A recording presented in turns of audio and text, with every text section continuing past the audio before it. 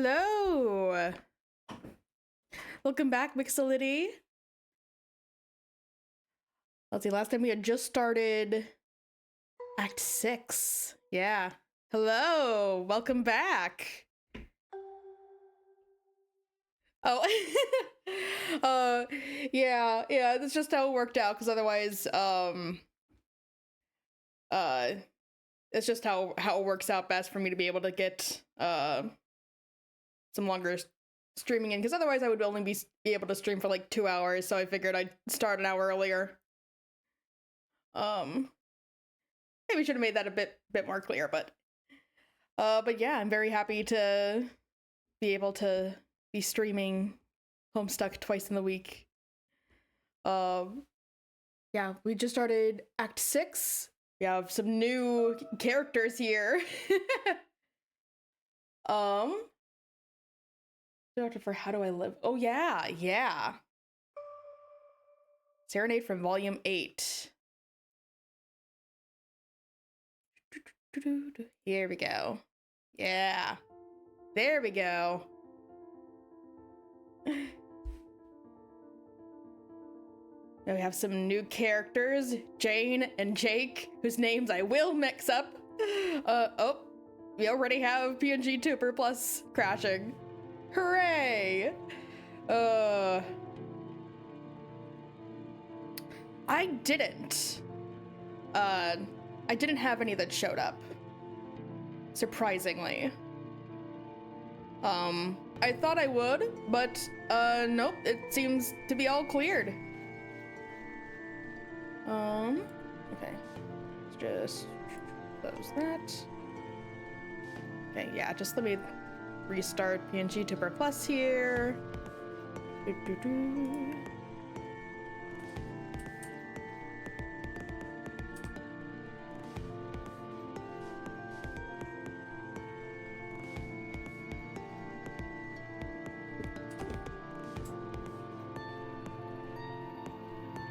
heard that people are having issues specifically with songs by Bowman because he just this year put out a compilation of his Homestuck songs.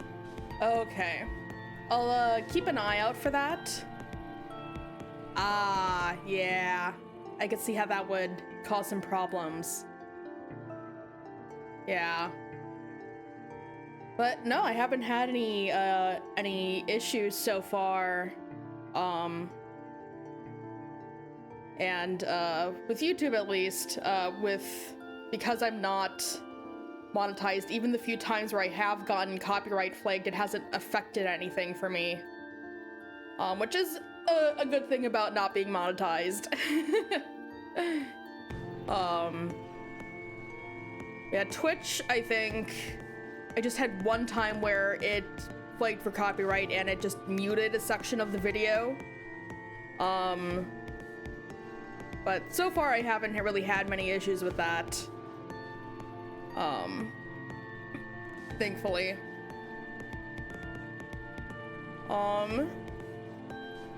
Okay, yep. It's all working. Great.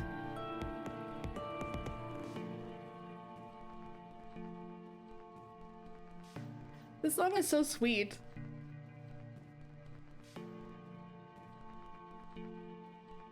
Also, I love the little image of the heartbreaking image of Nepeta here. Oh, and her own blood. Oh, it's so sweet and also heartbreaking. Yeah.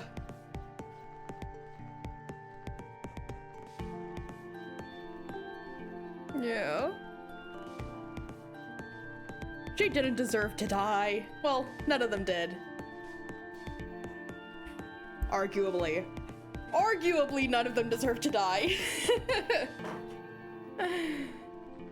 But certainly not in the way they did. But hopefully now that the universe is sort of reset, we can see some of our faves again.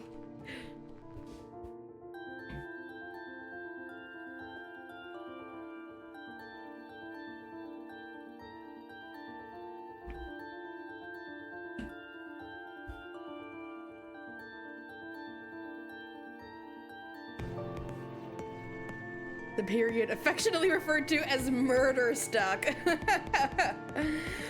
I do not open. Welcome.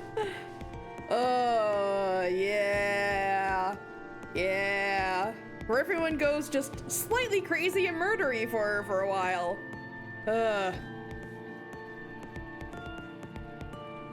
But there is hope now that with the universe sort of restarted. Yeah, them trolls are wily. That will show up again. I'm holding out hope that we will have Pfeffery back. And Vriska. I did not expect for Vriska to give me so many feelings, but she did.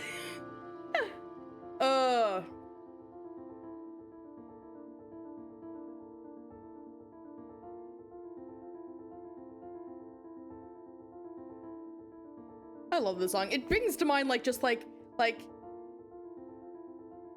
dancing among a meteor shower or something in like a good way, like among stars. Act 5, Act 2 is really something else, yeah. But we got through it. We got through it. And some people survived. Some people survived. So let's count that as a win. Yeah, I'm absolutely going to mix up all these J names even more. Let's see how many times I can call Jake Jack. But yeah, I'm really excited to see where this all goes. With having, I'm pretty sure Jane is John's grandma and Jake is Jade's grandpa. We know that probably Dave's brother is involved, but we still haven't gotten a name for him. If all of these kids have names that start with J. Wonder what Joan will get up to. I mean Jean. Oh my god, if all these kids have names that start with J, I am going to lose my freaking mind. Oh, I'm already having so much trouble with John, Jade, Jane, Jake, Jack. Can't wait to meet Jadave and Jerose. Oh, Jafe Crocker. Find a Homestuck mod that just makes everyone's name start with J, specifically for me. Yeah, that's her name for sure. The wily and nefarious Jafe Crocker. The J names are going to be the end of me. Okay. Let's make sure we're all hydrated. Stretch. No shrimping. And without further ado, let's get into it. We are now Jane. You are suddenly Jane again. What was it you were up to? Oh, right, this game. You're excited about that. Earlier this morning, you thought you heard the mail truck, even though the mail never comes in the morning. But just to be sure, you rushed downstairs to check, even though due to recent events, you were forbidden from leaving the house. Alas, it was not there, and you sort of spaced out at the sky with a goofy grin on your face for no great reason, and then you were caught red-handed by your guardian. Then you got in trouble. You think you might be grounded now? Whatever, Dad. What did you do that you were forbidden from leaving the house? Also, who's your dad? Is it going to be the same? Is it going to be John's dad, except now he's her dad? That would be very weird. Oh man, the family trees are already going to be so messed up. Oh. Also, that hat looks like it has seen better days. Examine fetch modus. It's your recipe modus, an extremely handy little inventory widget your dad got for you for your birthday a couple years ago. He can be a real hard ass sometimes. Not really, but he sure knows how to spoil his little girl. Aw. Captcha log it. captcha log the modus. You stick the recipe modus in your recipe modus. You flip the card over and look at the back. The thing about this modus you think is really cool is that instead of showing a completely useless, wobbly, garbled code on the back, it itemizes the components which could be used to create it. In a completely hypothetical framework, of course. Just another wonderful innovation by your favorite company. It releases many products of an experimental nature, often with applicability to other kinds of technology and products which haven't hit the market yet. Of course, as the heiress, you are privy to all the sweetest gear in advance. Maybe you'll rummage through some of that stuff later. The modus as a captcha-logged object has only one simple recipe, involving an array modus, snore, and a cookbook, yes! Other objects have more varied and elaborate recipes, though. Okay. So she gets like a literal recipe for anything she puts in her modus. Nice. Get hat. Nice. You captcha log your favorite hat, which is also your only hat. You spent basically your entire childhood in this hat pretending to be hard-boiled detectives and whatnot. In public, you and your dad made quite the pair. Everyone could tell by a glance that you were your father's daughter, sired from his loins directly and genetically through what was undoubtedly a natural process of human procreation involving a man and a woman. People would definitely nod and say, yep, that little lady sure did emerge from a womb on account of that gentleman's awesome virility. As you can see, there are loads of ways to cook up a hat like this involving many stupid combinations of random objects. Oh my god. Yep, you sure were born of completely natural and normal birth. Okay, we see a something almanac and a slab of meat. A gun. And a hat. Or a plant. And a book and a spike. The shaving almanac. Okay. If anything, I would expect maybe the shaving almanac and the well, no. Yeah. I knew I recognized that face. Matriorb.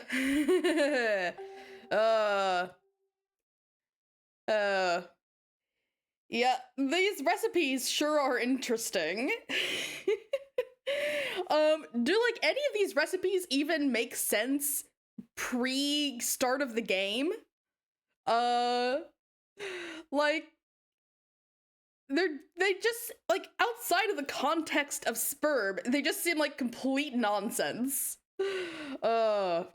Jane, inspect posters. It's one of your Funnyman pinups, a glorious Foxworthy. It's one interest that overlaps with your dad's. He thinks his corny redneck shtick is just the funniest thing since sliced bread that was sliced by a hilarious clown with a laugh knife. Honestly, you don't care much for his comedy, though. Dealing the low-income, bucolic classes affectionate sass ad nauseum isn't what you'd call your cup of tea. You just think he's really handsome. Every time he starts rattling off pointers on how to self-diagnose bumpkinhood, you just get lost in that pair of blue twinklers and those soft auburn lip bristles.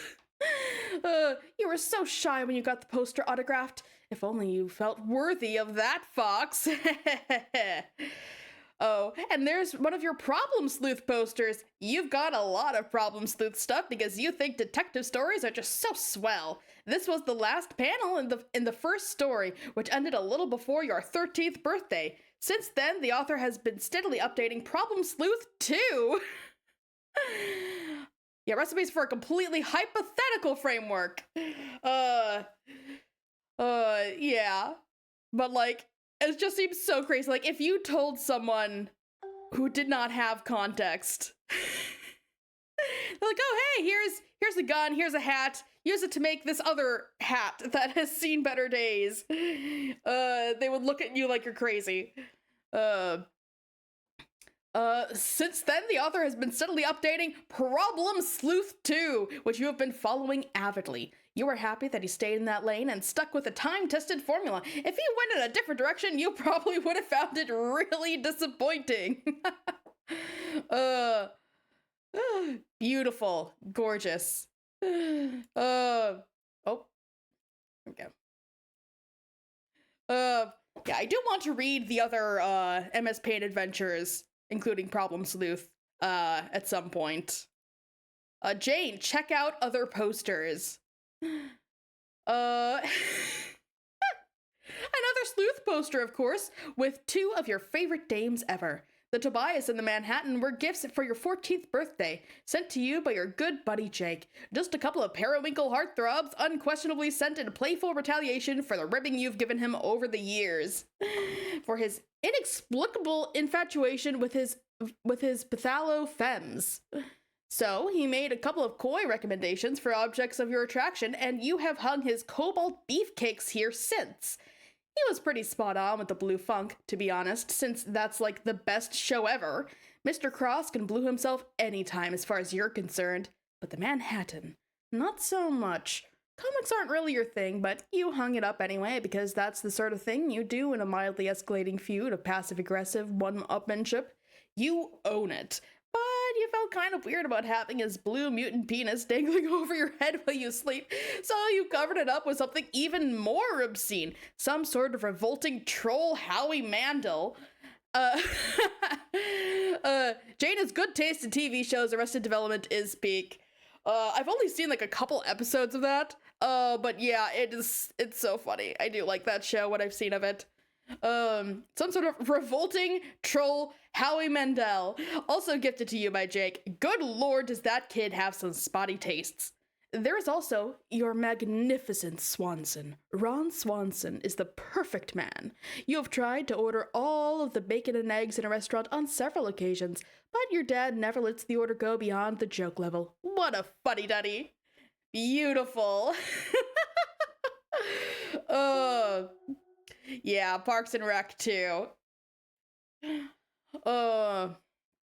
Let's see. You tuck your trusty Junior Battermaster's Bowl Buster Stirring Solution 5000 into your Strife deck. Beautiful, gorgeous little contraption. Allocated with the ever martially pragmatic spoon kind. You wouldn't have it any other way. You love your fancy spoon. It has several million recipes stored in it and walks you through each step with a soothing female robot voice, just like in science fiction. Some urban legends say that the device also broadcasts subliminal messages, distributing ominous Crocker Corps propaganda. But you don't put any stock in that sort of baloney for a second. There is one switch on it that doesn't seem to do anything. Maybe yours is defective? Still, it's perfectly serviceable and has assisted you in whipping many a cake into delicious submission. Yeah, maybe be a bit more concerned about that.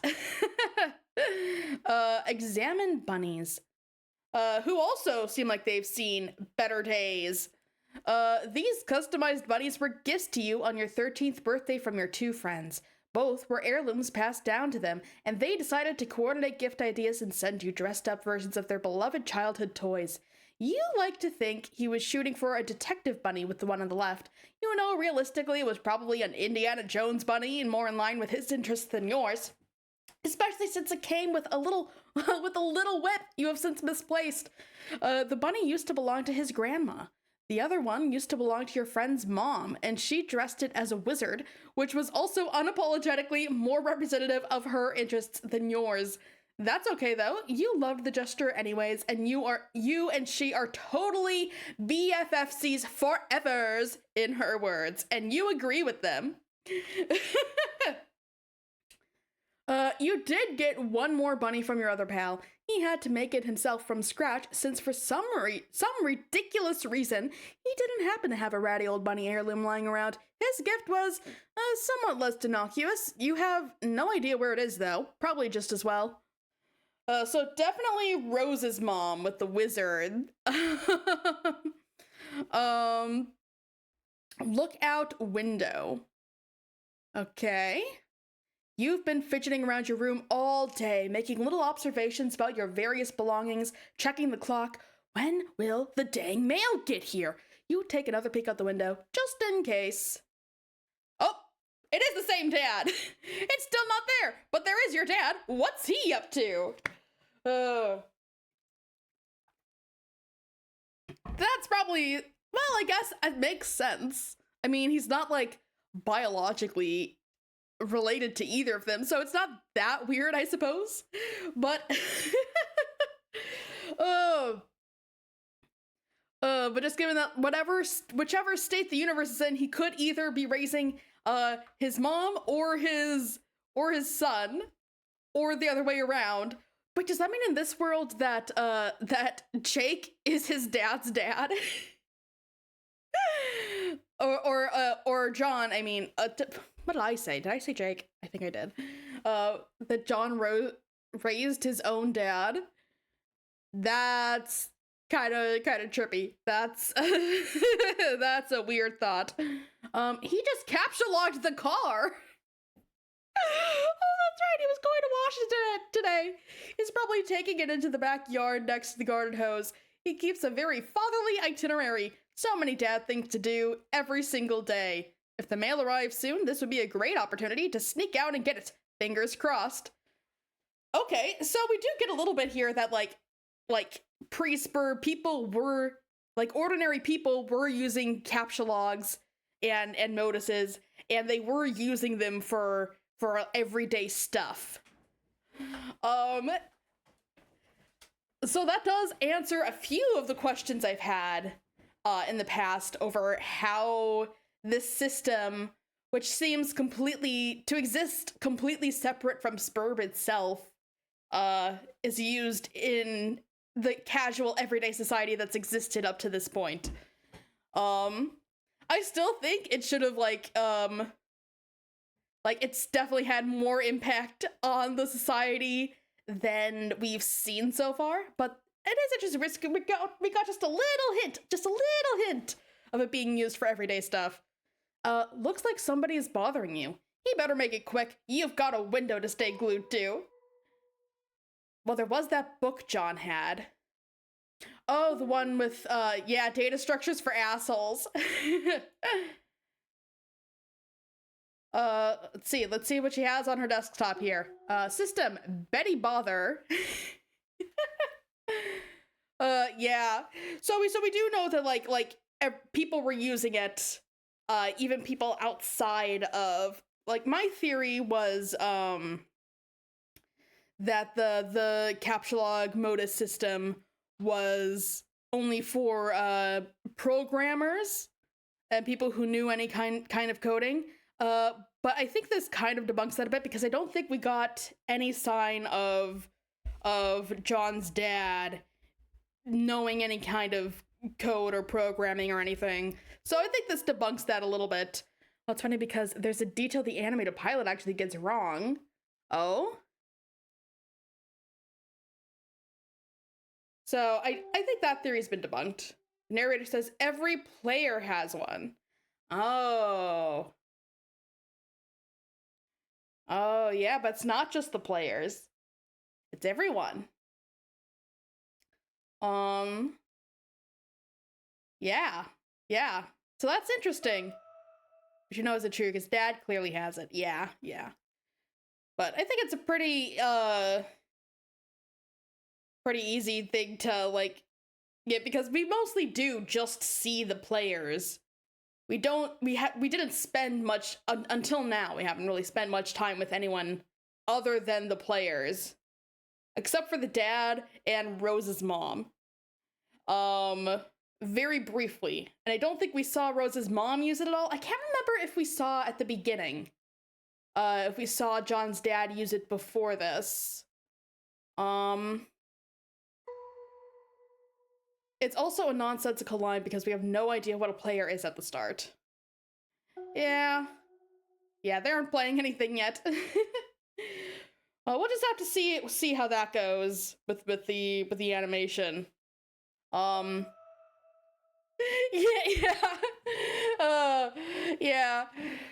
We just have.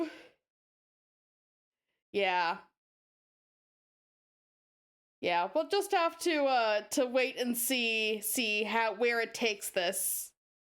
I just hope the full show is an improvement. Yeah, we just have a pilot so far.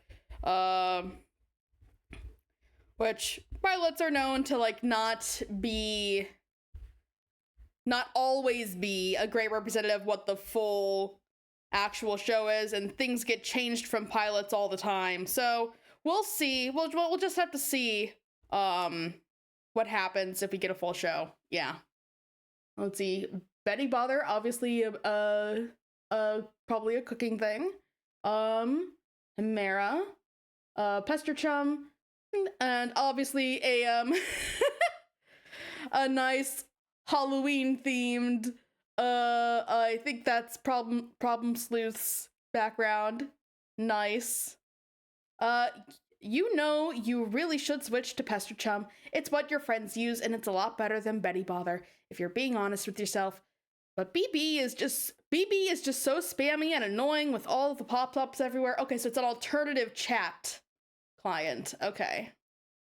Ugh, look at this dreadful clutter. You have to switch.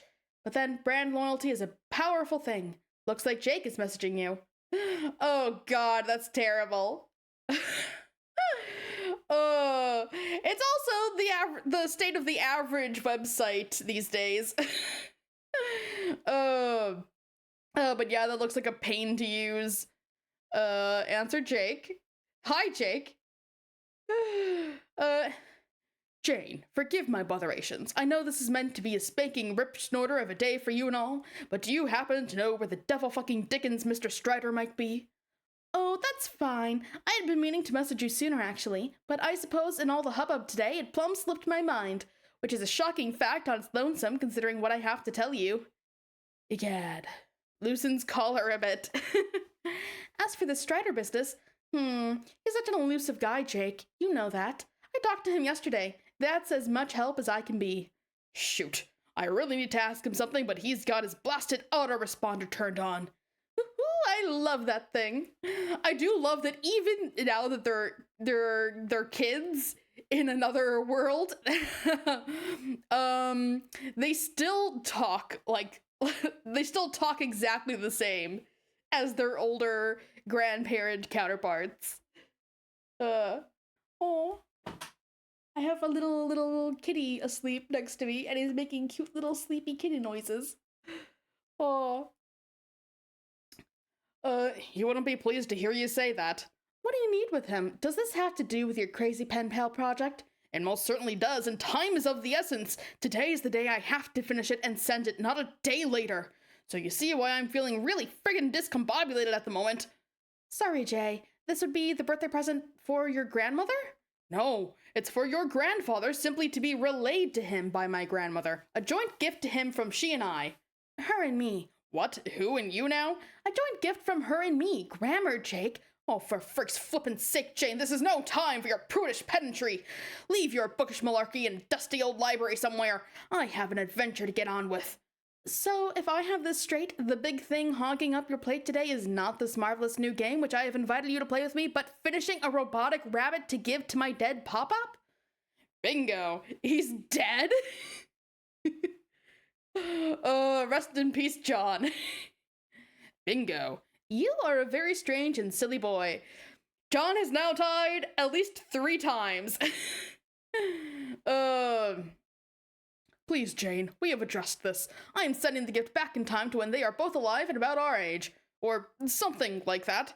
Something funny is going on here that I have not fully grappled yet, but dagnabbit, if I'm not gonna see it through. Well, Godspeed then. I do hope you can pull it off. Are you being fresh with me right now? No. Look, Jane, I know you've never believed me and you think everything I say is some big cockamamie goof-off, but I think today of all days is when you should start taking some things more seriously, especially since I have always had your back.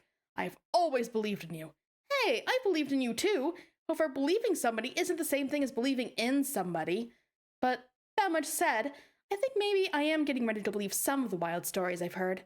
Or, if not believe outright, reserve judgment on at least. Is that so?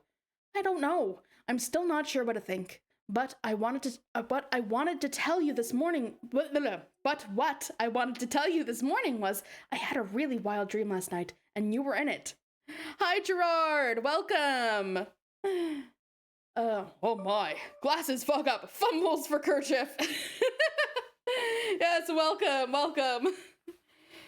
Uh, Welcome to your daily dose of seeing how many times I can mix up all the J names of the characters. Oh my, classes fuck up, fumbles for kerchief. Shush, not like that. It was so real. I think we were in the game even though we haven't started playing it yet. I don't know what to make of it. Whether it was a vision of the future or somewhere that exists now, or if it was just a really lucid dream due to excitement. What was I doing there? Not a heck of a lot. I really want to tell you all about it, but it'll take some time to explain and we both have things to attend to. You with your time-traveling rabbit work, and I, my vigilant window gazing.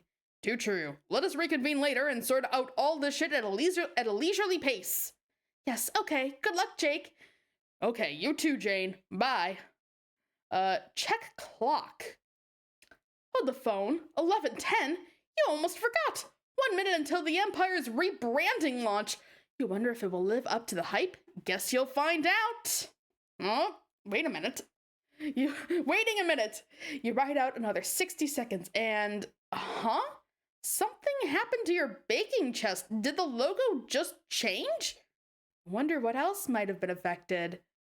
Okay, so they changed from a spoon to a pitchfork or a trident. Yeah, that's some fancy schmancy technology. Look around. Okay, yep. This one changed too. Crocker Corp is nothing if not thorough with its branding tactics. You guess it's pretty cool? It's just a fork instead of a spoon. Not the most awe-inspiring logo you've ever seen, but who are you to judge? Aside from the future owner of the company. You make a mental note that when you turn 18 and inherit the company, you will change it back to a spoon. You love the spoon. Jane, examine Bowl Buster. Oh. Sure enough, the Junior Battermaster's Bowl Buster Stirring Solution 5000 has been affected too, along with your Specibus. Okay, so she's now fork kind. Literally everything has been changed to a fork. Try flipping switch. Oh, nice, she can change it back. You try the broken switch again, but hey, look, it does something now. Toggling your trusty Bowl Buster between a stirring solution and a poking solution. Nice. We love multi-use tools. Nope, still nothing. You sure would have heard the truck. You surely would have heard the truck pull up. You guessed the Empire wasn't able to coordinate the mail with its rebranding. Maybe the U.S. Postal Service is the one thing it doesn't have its gnarled claws in yet. Another mental note, sink gnarled claws into post office when you take over. Jane, open chest. You decide to pass the time by rummaging through your baking chest and, oh, hang on. Maybe later. Answer. Hello.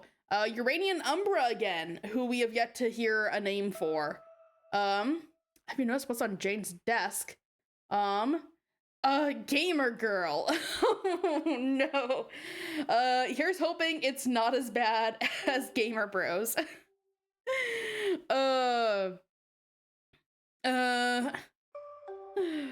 Gamer Girl, the best magazine. Let's hope. Let's hope it better. I have very low expectations. Good morning, lovely. Why, hello. So, I guess today is finally the day you make everything better. It is the day whereafter the legendary octet of mutual progenitoriety will come together and heal a great breach in paradox space. A day delivered through 80 billion years in 4 distinct universal instances worth of unfathomable turbulence. And while the emerald eye of this storm is fixed on the abyss forever, today you are poised to escape its scowl once and for all. By Skya's guiding light, you may leave behind its turning arms of bright colors and mayhem and secure peace for your cosmic progeny for all duration.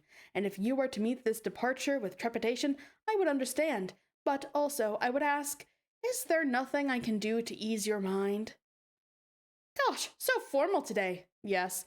I'm afraid I am guilty of rehearsing this pep talk well in advance. I thought you deserved a proper send-off.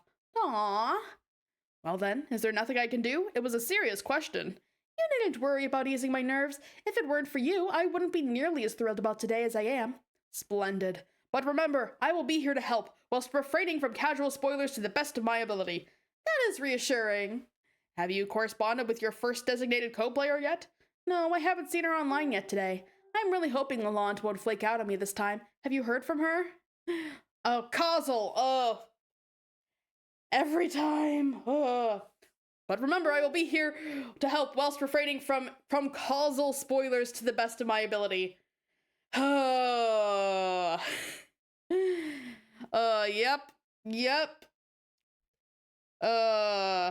That is a very easy one to mix up. Not the today. Have you heard from her? Not the today that is local to you. Though I do have a wee bit more troubling monitoring her than the rest of you. Curious, dark patches in transmission. Humph. Still, I wouldn't fret over it. She is as good a chum as she is as good a chum as any you have. Okay, okay, got it. She is as good a chum as any you have, and should come through ultimately, even if things seem dire. If you say so. Oh, I wanted to tell you, I had an amazing dream last night. Why me? I believe it may have been the sort you described, a dream of awakening, presuming I haven't just flat out lost my marbles. Indeed, I'm sure it was. I know you would wake up soon. Might you describe what you saw? I was in a bright gold city. Above was a brilliant blue sky, but the horizon was dark as night. Was this the place you told me about? What was it called? Ah, shucks, does this count as a causal spoiler? Not at all. That is a simple detail about the realm you are about to explore without directly involving your future decisions of consequence. The place you visited was called Prospect. It is where I have woken up every time I have gone to sleep for most of my life. I didn't see you there. At least, I don't think I did. No, you wouldn't have. My Prospect is an alternate version from yours, in a completely different session quite a far afield of your reality. If we are ever to meet in person, it is unlikely to be while playing our respective games. Okay then. I mentioned this briefly to Jake, and he didn't have much to say before we parted ways. I will gather that if this is all true, then it means Jake has not awoken yet. Typical Prospect dreamers getting a bunch of pretty landscapes to wake up to.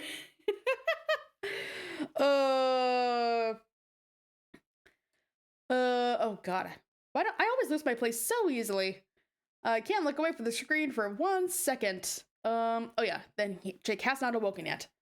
I think this is for you to determine in time. What is your hunch? I don't know, but there was one thing about the dream that was very troubling. I'm becoming nervous to consider what it might mean. Understandable, but it will be important to practice patience today. You have a long road ahead of you, and many questions will be answered in time, but we can talk it over later. Now, we both have games to prepare for. I know you could never fully appreciate what this actually meant, but I took much care to sync up these conversations with you on the same day that I begin playing as well. That way, we can journey through our sessions together and compare notes. I'm still not sure I appreciate what that means, but I appreciate that a nice gesture has been made if you say so. I guess I should just start believing all of this now, huh? Rather than learning it to be true later and feeling the fool for all my curmudgeonly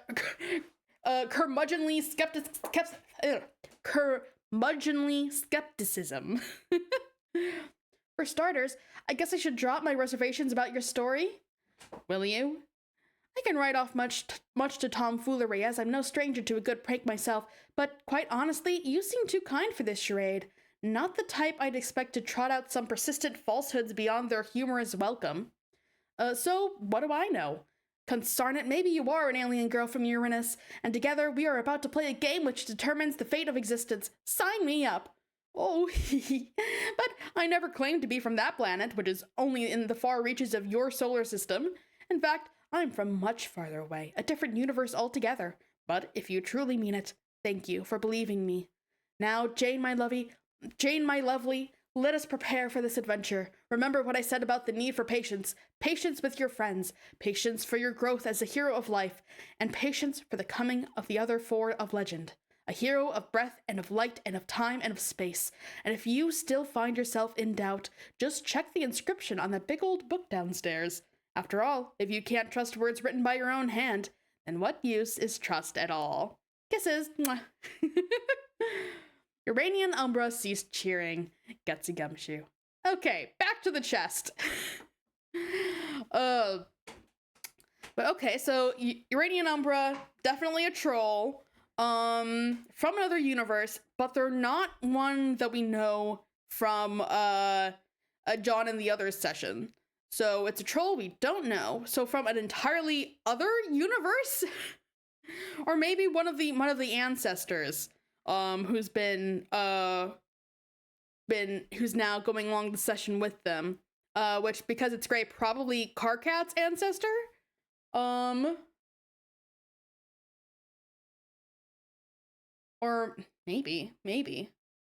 But I don't know, I'm getting the vibe. Doesn't really have the vibe that I would expect from Karkat's ancestor. So maybe these are new trolls altogether that we haven't met at all yet. Yeah. Okay, but you did say that Jane, I keep assuming the troll is a she. The way she talks makes me think that the troll is a she. But did say that there will be 4 others of breath, light, time, and space for the other 4 of legend, which means that Jane isn't one of them. So there are 4 excluding Jane. So interesting. It's a hero of life.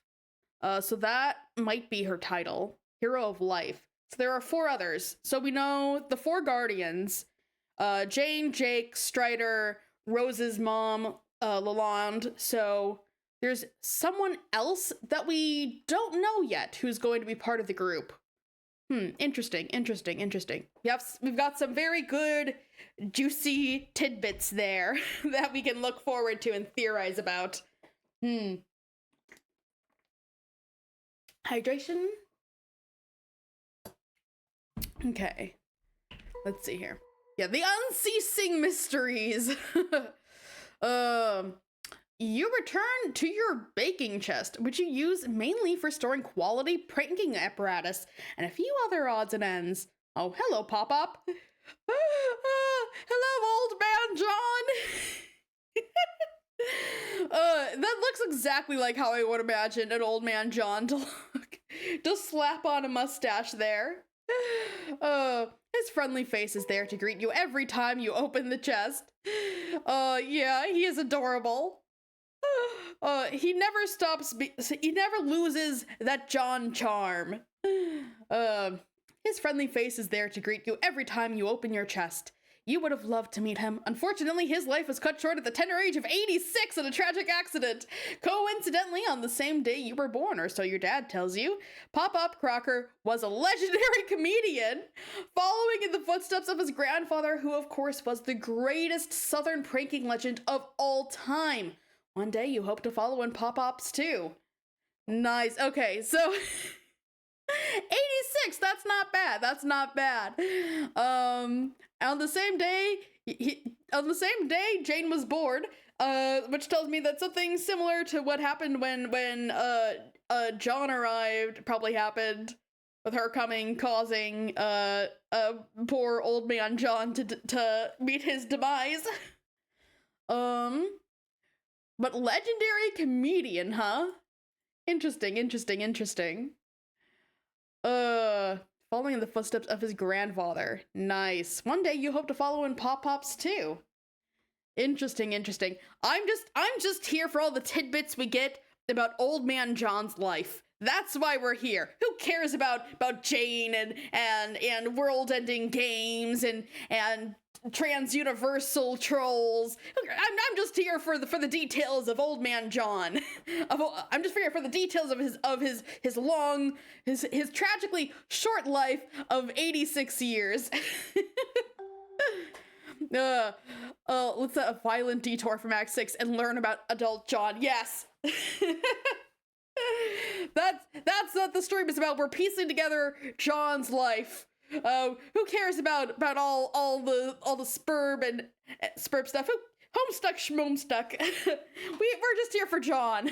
We're just here to see what that adorable buddy got up to.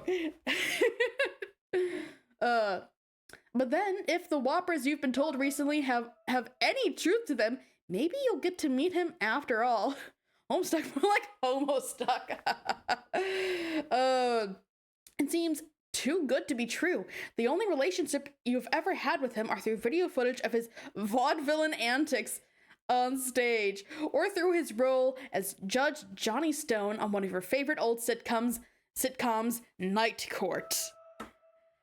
Homestuck is fake and gay? Huh, I never knew.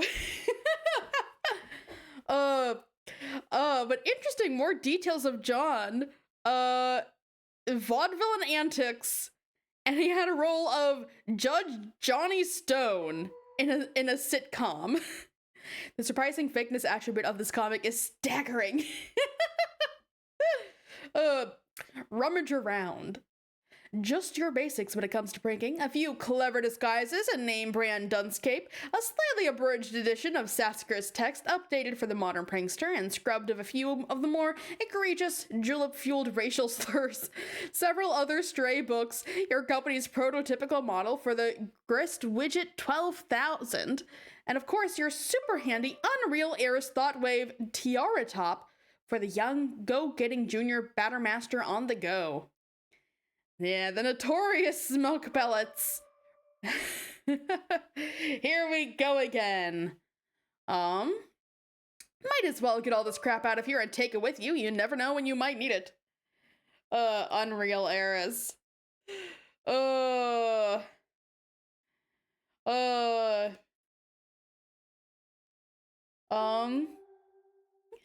Sweet Bro and Hella Jeff lives on.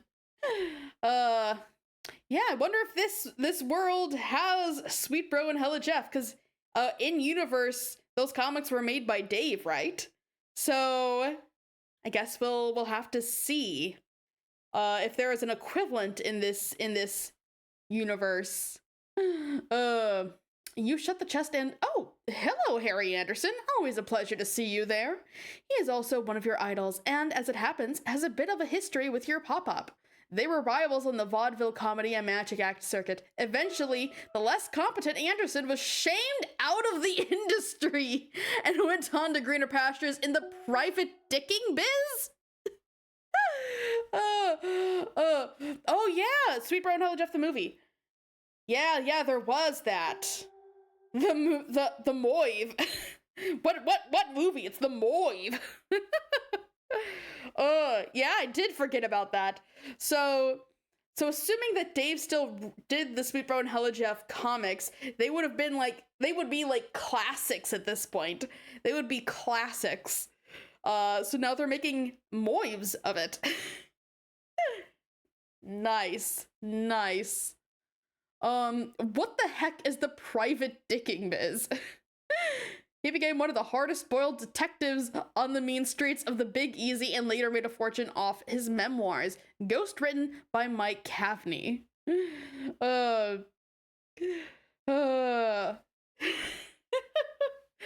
Captcha log all.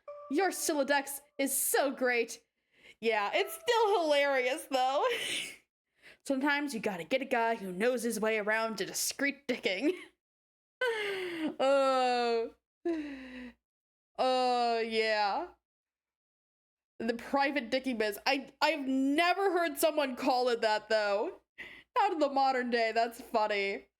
Your Silodex is so great. You shudder to remember some of the old shitty fetch modi you used to struggle with when you were younger, still learning the captcha logging ropes. Fibonacci heap? look at the effing noob. What was it? The truest words used spill game. Yeah, true. You always gotta have a discreet dicking guy around. Inspect books. Let's see. Harry Anderson, wise guy from the street to the screen. Pony Pals, Detective Pony, hell fucking yes. Get Acorn, save the animals.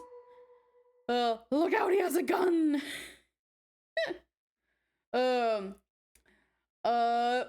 This would take his picture and of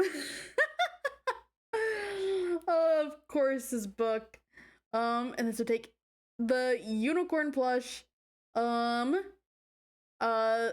wise guy book, and cool sunglasses. Interesting. You have a cookbook, which of course was made obsolete by your computerized talking bowl buster. You wouldn't dare part with it though. Too many wonderful memories. Cover gets a very different impression than the original. Yeah.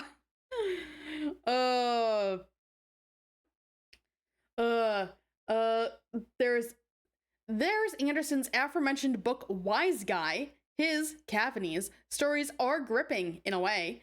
And then there's a customized copy of Pony Pals, a gift to each on your 14th birthday from the slippery Mr. Strider. Each page contains lovingly handwritten commentary on the deeds of this intrepid young horse. Interesting. Okay, so assuming that the slippery Mr. Strider we're talking about is Old Man Dave. Nice. Interesting. Oh. Yeah, the upright maple hoof. Oh no.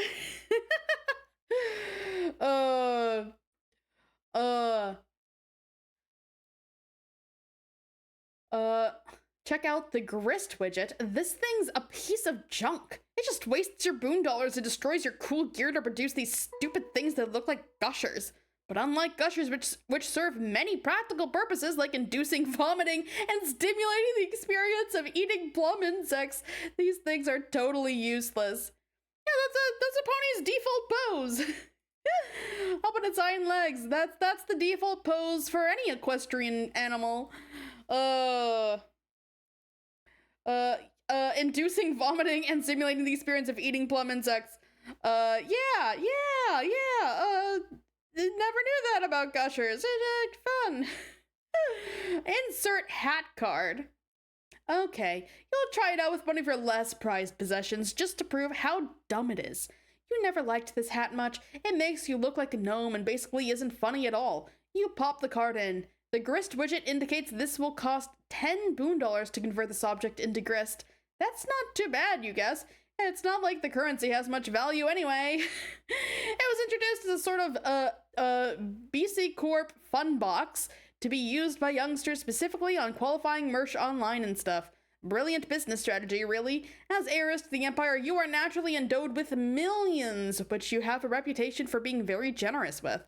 You've been considering using your wealth to set up a scholarship fund to allow underprivileged kids to go to Boone College. What do you think a Boone degree from Boone College is worth? Activate. Boone College. See?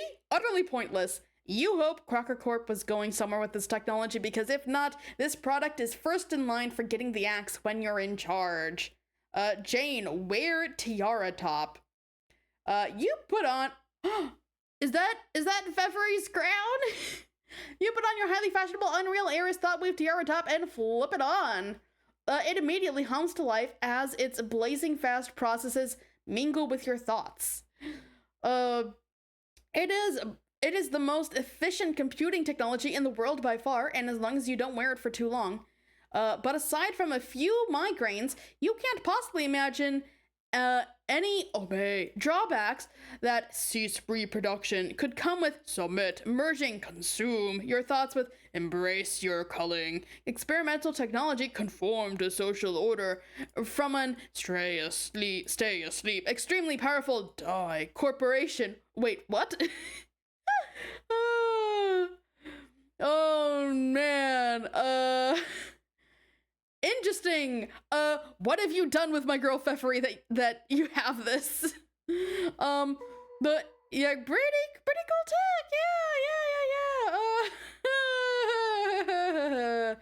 Yeah. Continue vigilant window gazing. Still no sign of the mail. Oh my god. I'd as well keep the tiara top on while you look, even if it means suffering through all these bullshit pop-up ads. That way you can keep an eye out for Lalonde while you're at it. Oh no. Yeah, some great ads. All hail new Chief Justice of the U.S. Supreme Court. Congratulations, you've been chosen to receive a free dinner for two at Olive Garden. Feeding chamber. Simulated livestock flakes. Bacos. Green giant broccoli and cheese sauce. Beautiful, gorgeous. Guy Fieri talking about the Supreme Court is the best. I thought it was saying that Guy Fieri is the new Chief Justice. Oh man. Oh, speak of the devil fucking Dickens. Answer Lalonde. Hey there. Tipsy Nostalgic. Andrew actually did a whole blog post about their journey down a rabbit hole of pop-up ads that started with Olive Garden. Oh. Okay, so now we have we don't have a first name for her yet. For Rose's mom, Lalonde. Her username is Tipsy Nostalgic. Isn't she a kid here? She shouldn't be drinking. Step away from the drink. Jane. Hey, Janie. Answer, please. Answer. Jane. OMG, overreact much? If I kept you waiting for all of 2 seconds, where have you been today? Yeah, they shouldn't be doing a lot of things that they do.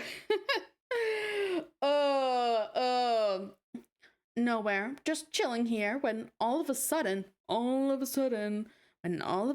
it hits me that we have something really fucking important to talk about.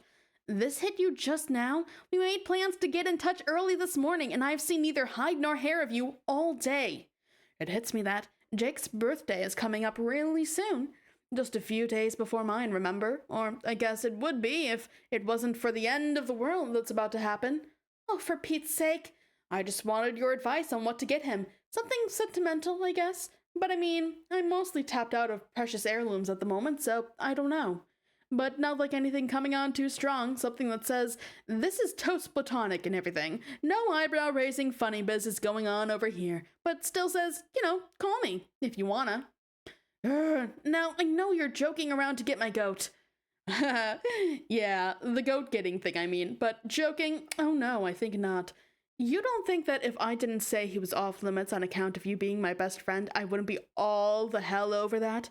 Damn. That rugged sense of adventure, the delightful, silly vernacular that's like weirdly and bewitchingly not self-aware, those adorable teeth. Swoon. No, stop. Well, shit. Shit, Jane. What am I even supposed to do? I can't hit on anybody, and apparently I can entertain nary a frisky thought about anybody because apparently everybody's off limits. Bunch of goddamn typos. Shit sucks. You don't even let me say your dad is hot, even though we both know he way the fuck is. I mean, come on. Ugh. Yeah, because it's weird and you're drunk. Correction, drinking, present tense, grammar, Jane. I don't see why you don't try to court the favor of Mr. Strider. If you ask me, he and you are perfect for each other. Oh, Jane, so naive, so naive. Lordy, how can you be this far gone so early? It isn't even noon yet. You forget we live in very different time zones. It's a lot later here. You're 3 hours ahead of me. You're 3 hours ahead of me. You would be amazed how much can happen in 3 hours. What would your mother have to say if she caught you? Pretty sure she wouldn't give a shit. I mean, she's the one who stocked the goddamn liquor cabinets in the first place. I don't think she ever had a drop in her life, probably. So why else is she putting it there? It was like a passive-aggressive dare for me. Aggressive. Just the sort of mind game she would play. Oh, man. Oh, man. It just got a point. Passive-aggressive. Rose and her mom are very similar in thinking that their parents are playing passive-aggressive mind games with them, when I'm pretty sure they're not. So true. So even if your insane and paranoid theory happens to be true, your response is screw it, time to help myself to all this mind game booze? She's just our drunk typo queen. Yup. Much. You are completely impossible like this. I cannot believe you chose to do this today of all days. I should have known better. Here I am, waking up bright and early, waiting all day with my nose pressed against this glass for the mail to come, and wondering if you'll ever log on. And all the while, you're just getting blind-sticking schnocker-bottom drunk. What you're waiting for in the mail? Is something happening today or something? Ugh, the alpha! Jeez Louise, you're hopeless. Oh yeah, that thing. Are you at all ready to play if it comes? I guess, but are you sure you even want to play this thing? You know it's just what the Batter Witch wants you to do. Not this again. If you want to go ahead and be a chump, Jane, it's your call, I'm just saying. I know what a chump looks like, and you don't look like no chump I ever saw. If you go through with this, I'll have to add your profile to my chump roll, which is like this real actual thing I maintain instead of being a joke. Is that what you want? Corrected the wrong thing. The Batter Witch does not exist. It's an idiotic urban legend. How many times have I explained this? My great-great-grandmother, who founded this company and is accused of holding this identity, would have to be almost 200 years old if she was still alive today. The idea is such preposterous hogwash, it's hardly worth dignifying with a rational response. The iconic face of the company isn't even a real person. She was fabricated long ago during the company's fledgling years. Right. As, you know, an alter ego for something more sinister. Such cuckoo bird nonsense. In any case, I don't understand the nature of this second guessing besides chalking it up to your unwelcome inebriation. We had agreed you would play with me. You sounded so excited about it. Have you even obtained your copy yet? Yes, obtained. Sure did. Through your various technologically cryptographic means, I presume? Oh, you bet. Hacked the shit out of all those tight mainframes and all. Said jackpot like a bunch of times. All those ciphers and bobby traps, backdoor trojans and whatnot were no match for my codes. Snicker. Okay, so Lalonde is a hacker. Nice. I am quizzically narrowing my eyes trying to solve the joke you are attempting, assuming it even is one. Okay, Jane, what I'm saying is that, in the parlance of baking, because I know that's what gets you off, is that it was a fucking cakewalk. Oh, like, by which, I mean, not to say her, I'm hot as shit, haxer bitch, you ever knew, as deadly to the corporate grid as she is beautiful, which I am, but what I mean is shit wasn't even guarded. It was just some flies that were there, unsecured, and I took them, jacked them right off of that intraweb telematrix, then applied lipstick, femme fatale style, and was like, shit yes, I all kinds of know how to use my web browser to download several files. She's a lead hacker, babe. Really? Yeah, so now I got it. If you really want to play, which you shouldn't. That is a bit puzzling. I thought the software was highly proprietary. I told you, she wants you to play. She wants us all to. Part of her big plans, and you're playing right into him like, I know, yes. You've made yourself clear, but what doesn't add up about your story is, I believe somebody doesn't want me to play. How else do you explain the recent attempts on my life? Dunno. Someone out there wants the stock price to take a hit? There. Or it's just more connivings of the witch. So this hypothetical monstrosity wants me to succeed but also wants me to die. Makes a lot of sense. Run up and past her. Makes you feel persecuted. Redoubles your determination to play. You advance her plans in whatever incomprehensible way until suddenly you did everything she needed you to, at which point you become crazy expendable, yo, and then she expends you like a wad of $boondollars on shitty BC merch. I see, this is sounding less like a crackpot conspiracy theory by the minute. Whatever, alls I'm saying is a bunch of stuff that's def true to the max. I'll send this file to you though, and what you do with it's up to you. So you'll want it now or what? It's tempting. I'm curious as heck to play it. But the mail should be coming any minute. I've waited this long for it, so I might as well use the official discs addressed to me. When it comes, I do hope you'll change your tune, not to mention brew yourself a pot of coffee and sober your drunk butt up. My drunk butt's tune will stay as unchanged as it will remain not drunk. Macro my barley current words. Fair enough. But I believe that when we start playing together, you'll come around. Personally, I can hardly contain my excitement over it. If years ago someone told me, which incidentally someone did, that today I would have an exclusive opportunity to play what is absolutely the most cutting-edge immersive simulation game ever released, developed by a company which has already done so much for the advancement of humanity, I would have said, "Shucks, Buster, sign me up." Jane. Yes? Jane. What? Jane, did you know that I'm utterly in love with the fact that I have a best friend who says things like, "Shucks, Buster." Shucks, you drunkie. Oh.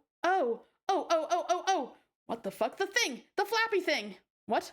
The flappy swingy doodad! The arm dealy! The dealy lond! The dealy! What? The gosh darn red swinging flappy lever arm thingamabob, whatever it's called, on the mailbox. Breathe, Crocker. Slow breaths, like this. I'm breathing regular, FYI. The floppy arm swingy deal. The dealy. Oh, it's up. I don't get a lot of mail out here, and I'm no mail expert. But doesn't that mean not the right thing? Like you're supposed to put it up if you want something taken away, not have the guy put it up if mail comes. I think your mailman is quite possibly a dumbass. No, who cares about that? The dealy! It's up, it's here. Ah! LMAO. So fucking at this. BRB. It's just called a flag, funny enough. Yeah.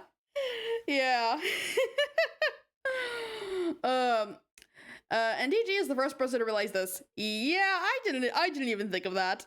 But it's true. Prepare to retrieve mail. You scamper over to the door. But pause a second to think. Is your dad still washing the car? Hopefully he's still preoccupied so you can sneak out. But it doesn't hurt to be prepared for an encounter. Luckily, that is exactly what you are. Dawn, clever disguise! Why is that his loving daughter, or could it be none other than Inspector Jacques Clouseau? Mr. Clouseau, what are you doing in this household? Can I bake you a cake? Please make yourself comfortable while I go about my business not being suspicious. But wait, perhaps that is not so much the distinguished Inspector Clouseau as it is the world-renowned investigator Hercule Poirot, because the little curly mustache is a lot cuter.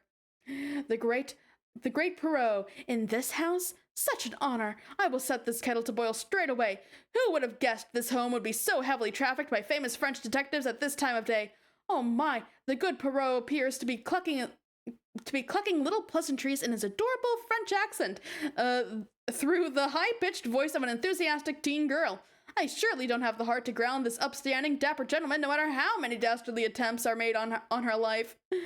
Yeah, this is a really shitty disguise. I know, she's so cute. Such a dork. Just like John. Jane, exit. You make a cautious motion towards the beckoning exit knob when suddenly the same wild character select screen reapproaches non-threateningly. You note that you still cannot pick one of the shadowy characters, but maybe you haven't been to the other guy yet? That means it's time to click him, or maybe you already have been him, in which case you are done with this thing. The narrative really has no way of knowing. Your ass remains firmly planted in the driver's seat, as always, and we've already seen him, so okay, we're done here. Moving on. You are suddenly Jane again, or you suddenly keep being Jane. Who can say for sure? Hopefully your dad is still out back washing the car. Ideally, this is one of his legendary infinite car washes. What can you say? Dad fancies his automotive ablutions. While he is preoccupied, you should be able to sneak downstairs and grab the mail undetected. The perfect crime? You bet. You slip the hallway Sarah a furtive wink for good luck. Examine portrait. Just one of your dad's bland hallway douchebags. Another example of his cornball dad tastes, which makes you roll your eyes and shrug. Still, it's preferable to how it used to be. Years ago, he would work really hard to mimic your interests throughout the household. Gaudy paintings of sitcom legends covering the walls, hideous detective figurines littered everywhere. You think it's better that he embrace his own interests rather than try to pander to yours. It felt a bit forced, and your early teen years were filled with daily rounds of familial strife. Not so much anymore. Now, whenever there is a father-daughter disagreement, you settle things in an adult fashion by being honest about your feelings and talking it through, and also by sneaking around the house in silly disguises. Yeah, if only John and his dad had had the chance to get to that point. Jane, take a peek into the living room. Yeah, they're so mature. They're growing up. Take a peek into the living room. Oh, look! It's Old Man John! There's a familiar face, a friendly face. Old Pop-Up Crocker, smiling from beyond. Your dad sure misses him. He doesn't like to talk about the day he died. Some incident involving a tall bookshelf, a ladder, and a mysterious young woman in a suspicious-looking hat. You have often fantasized about putting on your dirty old fedora and your Frenchest-looking mustache to go tracking down this felonious broad and bring her to justice. But your dad always says, best to let sleeping dogs lie. There's some other plucky-looking tool there next to him. Don't know who that guy is. Proceed downstairs. Another hard-boiled Anderson. Even though your dad isn't overbearing with all the detective nonsense anymore, he decided to leave this one here for old time's sake. It brings back memories of his very short-lived stint as a private eye. It turns out the police aren't as grateful as you'd think when ordinary citizens go around roughing up a lot of crooks. Go to front door. Well, that's interesting. Her dad, was briefly a private eye. Oh, the fridge is backwards? We're afraid this might be the case. Your dad has blocked the front door with the refrigerator. Looks like he's taking the grounding seriously this time. Oops. That's a crazy thing to do, though. Your kid is grounded, so you block the door with the refrigerator. Check window. He padlocked the windows, too. You'd bet Boonbucks to donuts the back door is blocked, too. Probably with the safe from the study or something. The man means business this time. You aren't about to go smashing glass and making a ruckus, though. You'll need a solution involving more stealth. You guess you have a plan in mind as a last resort, but you'd rather it not come to that. Looked up Harry Anderson on YouTube, and he was apparently on SNL back in the day. Huh. Consult with Pop-Up. Oh, whoa. Okay. You think our little wisdom from your elder could hurt? It practically went without saying your dad keeps Pop-Up stuffed and mounted in front of the fireplace, as is the family tradition. I thought that was Jade's family tradition. And therefore would have been Jake's family tradition. Pop-Up grew up with his legendary humorist grandfather stuffed in front of the fireplace, and so did his grandfather. This was stipulated firmly in the will at the end of a long list of joke stipulations. Dan knew this was a real stipulation, though. Yeah, a bit of important context. Harry Anderson played the main character on Night Court. Oh! Night Court is a real show, then? Interesting. Whereas in this universe, Old Man John, was in Night Court. Nice. Night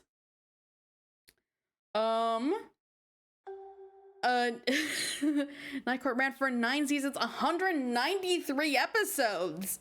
Not bad. That's pretty long. Stipulated firmly as well at the end of a long list of joke stipulations, but Dan knew this was a real stipulation. You sure? You sure that was a real stipulation? You always did find it a little macabre, though, trying to watch TV and eat dinner on the couch with a dead old man standing about 5 feet away. You would honestly prefer he not be kept here in the living room. Sometimes you tell Dad you really want Pop-Up in the attic. He says the mere fact you call it that tells him you're not ready. Yeah. What's that, Pop-Up? It seems he's concerned that you may not be properly equipped. I'm concerned you're talking to your stuffed grandpa's body. Pop-Up in the attic is it's an Arrested Development bit. Oh, funny. You proved to him that you indeed had no intention of leaving the house without your trusty joke book. Nice. Yes, I'm going with this book. No, I will not go get an unabridged copy. No, I will not take yours. I can hardly even lift it. Oh, that is so preposterous. Do you even hear what you're saying? I will be fine. This is a perfectly funny book and it contains many incredibly funny jokes. Oh, will you just stop it? I'm going now. Good day. On second thought, take his book. You just remembered something your alien friend said about the big old book downstairs and trusting words written by your own hand. What the heck did she mean by that? Whoops, sorry, pop-up. Retrieve arm. Better pick that up. You'll try to repair it later before Dad sees it and blows a gasket. Read inscription again.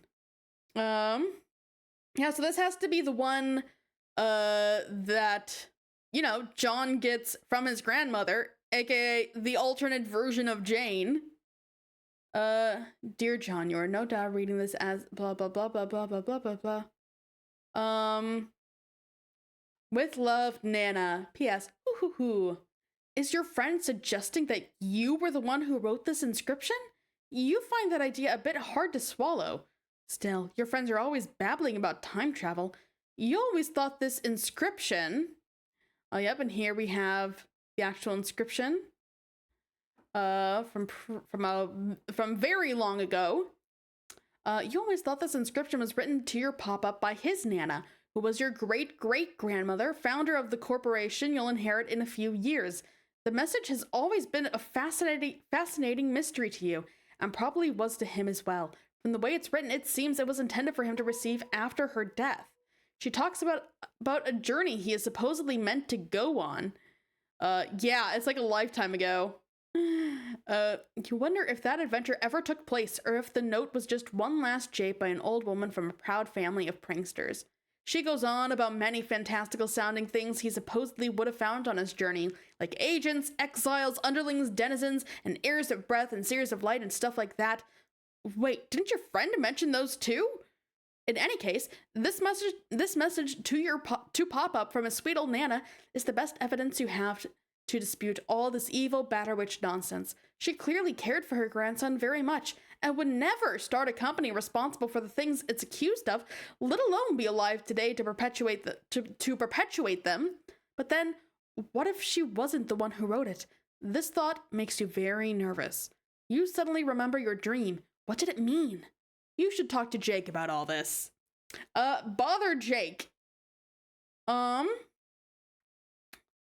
Gutsy Gumshoe began bothering Golgotha's terror. Jay, how goes the bunny quest? I've barely even begun. Tell me about it. You're off to a sluggish start then too, I gather.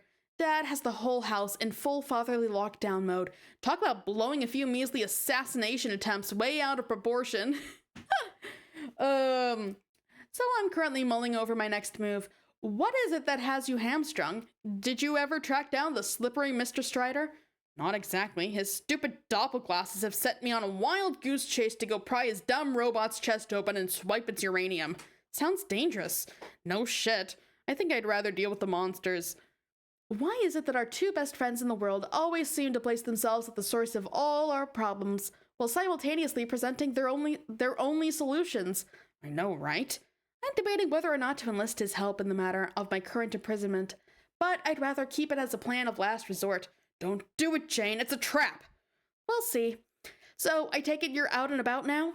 Hell no. I spent so much time haggling with those confounded shades, I'm only leaving my room just now. Right. Well, not to keep you too long since we both still have our missions ahead of us, but I wanted to tell you about that dream I had. Oh yeah, I was curious about that. Tell me everything and make it snappy. Whips up a bucket of freshly popped corn. Ooh, okay, but I should say that the nature of the dream was a bit worrisome, and I'm concerned it may have implications for the game we're about to play, so it's probably best that I tell you about it before you leave. Well, shoot, okay, then lay it on me, Jane. Here we go. Ooh. Nice. I woke up on the planet which we have been told about by our mutual acquaintance, the one covered in golden cities. Prospect, remember? Oh, wouldn't it be Prospect's moon? Yes, you're right. It was the moon, actually. I could see the planet on the dark horizon. I was dressed in a golden dress, like a sort of nightgown, and I could fly. I left my bedroom, which was at the top of a tall tower. Surrounding me were the gold cities, just as described. Behind the skyline was darkness, but just above was a bright blue sky and puffy white clouds. That was Skya. Yes, probably. Are you sure you haven't woken up there before? I wish. I received reports from Jade about this as well. She liked to talk about her dreams on Prospect's moon a lot. I see. The impression I have developed is that this is supposed to be a real place, and all who dream there have shared experiences. Did Jade ever mention seeing us there?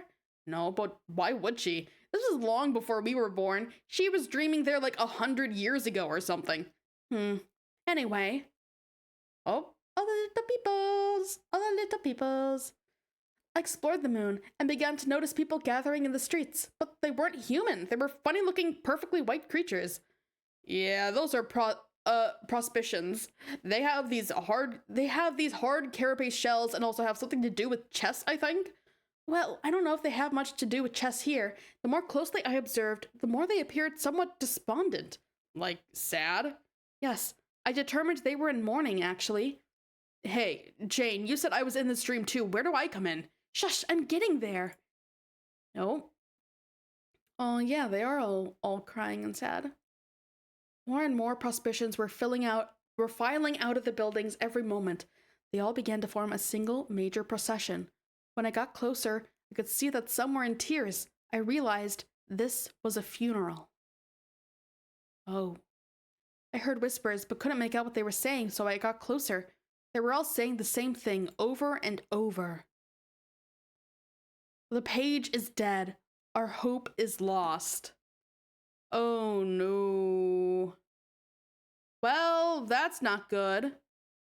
So that's someone's title, Page.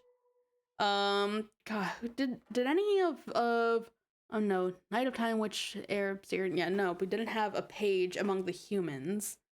Among the trolls then?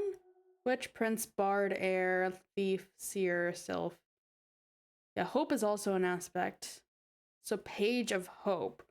Okay, so Tavros was a Page of Breath. Yeah, no. So this is a new one of the new characters then.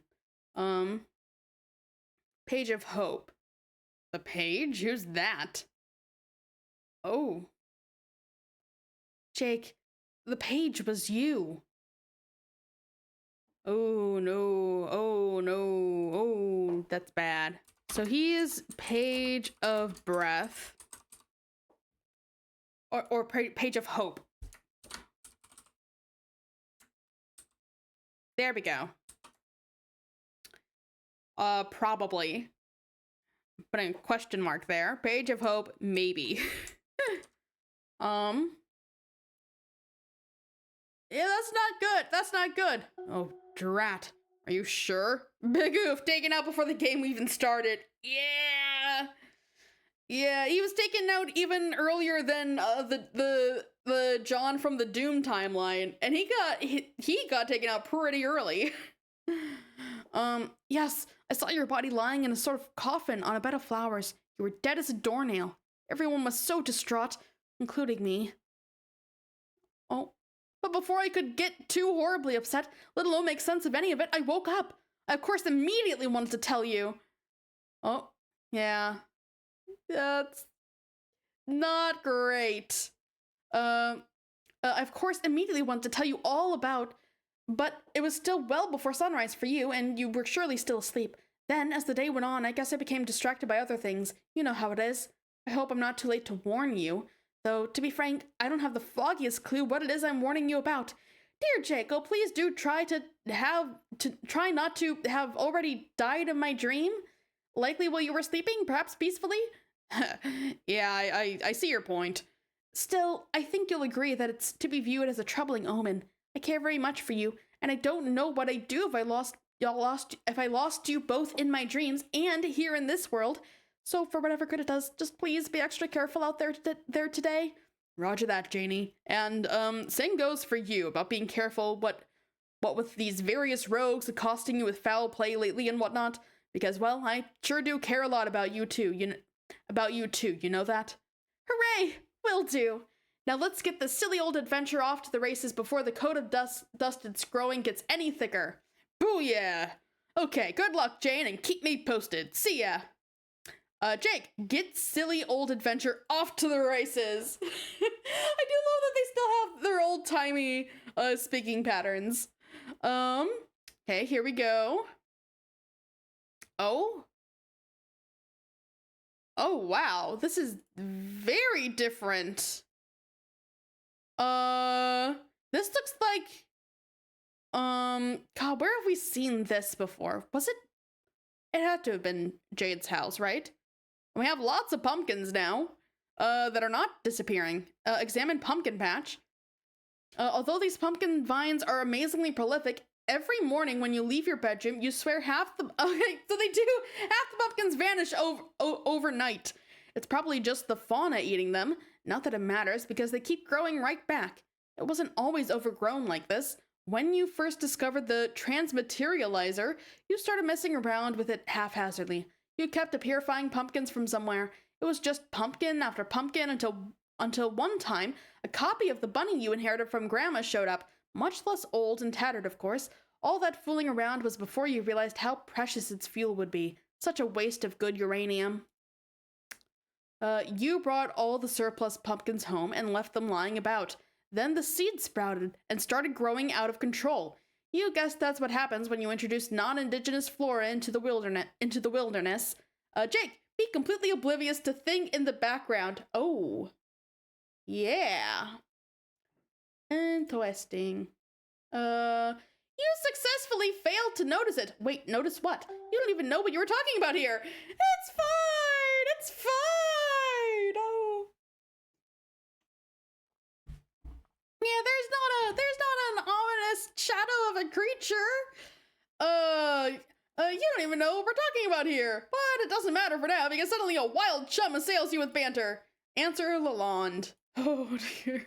Please be friendly, please be friendly, please be friendly. Holy shit, Jade. Lol, okay.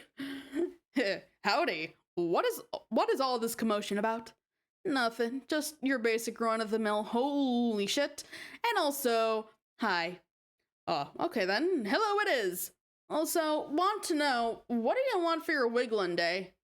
I'm not really abreast of the raddest jargon that the cool kids toss around these days. Maybe because I live alone on an island? I don't know, but in any case, are you referring to my upcoming birthday? Yes. I see, very thoughtful of you to consider so early. I don't wager I could advise with much specificity, but I can all but assure you I will find any gesture of yours to be totally capital. You're so fucking adorable. Rings that kerchief with a perspiring mitts. Yoink, nabs kerchief and stops role-playing for the rest of chat. I was only bringing it up so much in advance because at the end of the world about to happen, because of the end of the world about to happen and all, and then I wouldn't get the chance unless we play this game like a bunch of suckers, obviously, and all meet up there and everything, which would totes kick ass. Totes. But if you want to know what I think, yes, do ya? I do want to know what you think. I always want to know because you were always smart and sassy. Best dude. Anyway, I really don't think we should. Should what now? Play the game. Why not? The Baroness wants us to. Baroness, I don't know why.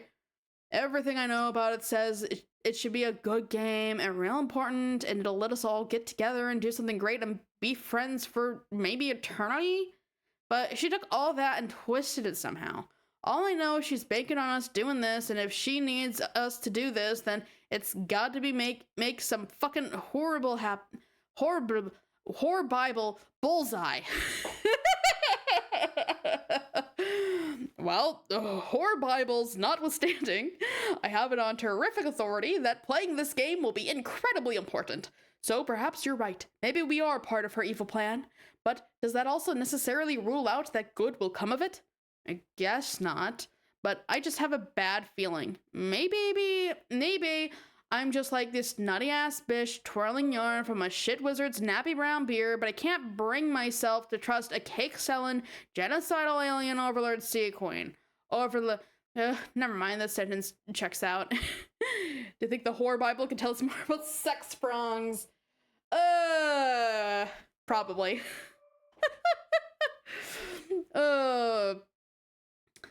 Agreed. So, what's the itinerary again? Itinerary who's it's? Regarding the game, who's playing in what order, etc. Oh, is there such an itinerary? Yeah, I think so. I think it's gonna be like, I start with Jane, I bring her into the session, then DS brings me in, and you bring him in, and then Jane does you and closes the loop.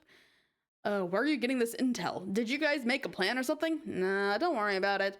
Do you want me to set you up with the files now? Oh, these illicit hacked wares, which I hear tell were recently jimmied piping hot off the interclouds. I love that you were barely even joking with that statement, but yeah, basically. The silicone pickpocket strikes again. Whom is the wiser? Nobody. Okay, I'll send it, but, yeah. Jake. What? Jake! Huh? You're wearing one of your dumb computers now, aren't you? You're all think typing at me right now while wearing some ridiculous high fives to self. Hogs wallop. Why would you even think that? That's so stupid. I'm not letting either of you run this file on your shitty brainwashy propaganda helmets or anything else you got to wear to run. Or anything else you got to wear to run. 'Tis my one condition. Fair enough. When I get back from my errand, I'll situate myself in the trusty old husk top. Acceptable? Yes. Then you have decided to play in spite of your reservations? I don't know, I guess. Bravo. Don't know bravo at me, man. You're just bravoing a big-ass shrug. I mean, maybe. I have every reason to want to play it. I'm actually dying to play it, okay? I mean, you believe me, right? About the bad shit that could happen? Of course I do. What sort of friend would I be if not? Okay, well, don't say that to Jane. She has her ways. I believe they are not incongruous with they are not incongruous with those of an intelligent and discerning young woman. Ah, oh, Christ, what a gentleman. Fix. I mean, goddamn. I guess. But that's the thing with you. You believe in people and also the things they tell you. Jane never believed my crap. Never any of my warnings about the Baroness. Didn't believe any of the stuff about my mom. And so on and so on and soon. Till after a while, I just stopped even trying to convince her hard or bring up any crazy shit. Because, you know, doing a lot of songs and dances to convince somebody who thinks you're just shitting them all the time kind of wears on a friendship. Who even needs that? You believe in stuff. Probably because the more crazy fake shit you believe in, the more open the world gets and more chance there is for adventures being real, right? Righto, if a man believes hard enough in imaginary things, then I dare say that makes them slightly less fake. Yeah, exactly what I'm talking about. Exactly. Wink. It's one of those things Jane likes about you so much. It is? Which I'm not supposed to talk about to you ever, so never mind. Talk about what? Nope. He's got so much belief and hope in his friends, almost like there's some sort of power system built on that. Yeah! Almost like he's the page of hope. Talk about what? Nope. You mean about how, well, a way in which I suppose... Nope. Jane is prone to looking upon me with what I fathom to be more than just friendly affection. Nope. Hey, look who didn't say nothing about that. Why it is this silly fucking drunk girl over here. It's a tricky issue, and you know I adore Jane. Please don't think I haven't given some thought to, well, that angle in our relationship, I guess. Jake, no, please. This is a conversation that can't happen. Because I started it, and I blew it by saying stuff, so you have to forget it. Oh, yeah, I can see the dilemma this causes for your friendship with her. I'll drop it. Okay. On to this topic. I am now on forever Miss Zipperlips. Zipperlips. Miss Zipperpips. Fuck. Okay, this is for future zip. It is so fun to do her drunk voice. Oh my. Nothing is escaping that lovely lady's whistle maker. It's shut tight as a drum. Whoa, wait, I hope that didn't sound dirty. Okay, but may I say this? If in the future I would like to bring up a certain topics completely unsolicited by one who may be sworn to secrecy on those very matters, everyone loves reading Roxy because she's just silly constantly. What's her name, Roxy? Nice. And and I'm in need of, I guess, neutral and totally non-compromising advice from a friend. Do you think that Miss Zipper Pips might unseal those scandalous metal choppers for a bit? Someone didn't zooper their pips, lol. That's okay. I don't think it's that big of a spoiler. I'll pretend I did not. I'll pretend I did not see that. I'll ignore that. I do not know her name. She's still just Lalonde. Mama Lalonde as a child. That's all. She has no name. No name. And I'm in need of, I guess, neutral and totally non-compromising advice from a friend. Do you think that Miss Zuperpips might unseal those scandalous metal choppers for a bit? Fuck, that also sounded kind of dirty. God damn it. Unzip. Yeah, of course. I'm totally your BFFC, Jake. I'm like at peace with that reality formerly known as a raw fucking deal for what avenues it closes between you and I. That being, your BFFC has got to mean, but yeah. Now we must all aspire to be Miss Zuperpips. Wait, what? I'm just chill as fuck about being a pale friend to all varieties of cute and eligible as hell peeps. Do you see my shoulder and how it says, hey, friend, please deposit tears here? That is a legit invite and is like sincere as fucking bananas. Oh, I'm sure it is, but I don't know how much crying I'm gonna be doing. Probably none, I think. No, I'm just saying that, okay, I'm now spinning my wheels like a motherfucker, but yeah, the answer is yes. Great. And now that I'm backpedaling, but like, what about your best bro? Don't you get to talking to him about girl troubles ever? Yeah, well, like I said, the whole thing is complicated. Best not to get into it all until I'm ready to, you know, really start manhandling these bushel loads of prickly pears. Prickly pears. The pears being the tricky subjects in question, metaphorically. Right, Snickers. Poor Jake, all up to his neck in all the woes. Nah, it's cool. Speaking of which, I heard he's making you track down his robo-self to kill it or something for uranium. and the AR disabled the novice setting? Yes. You're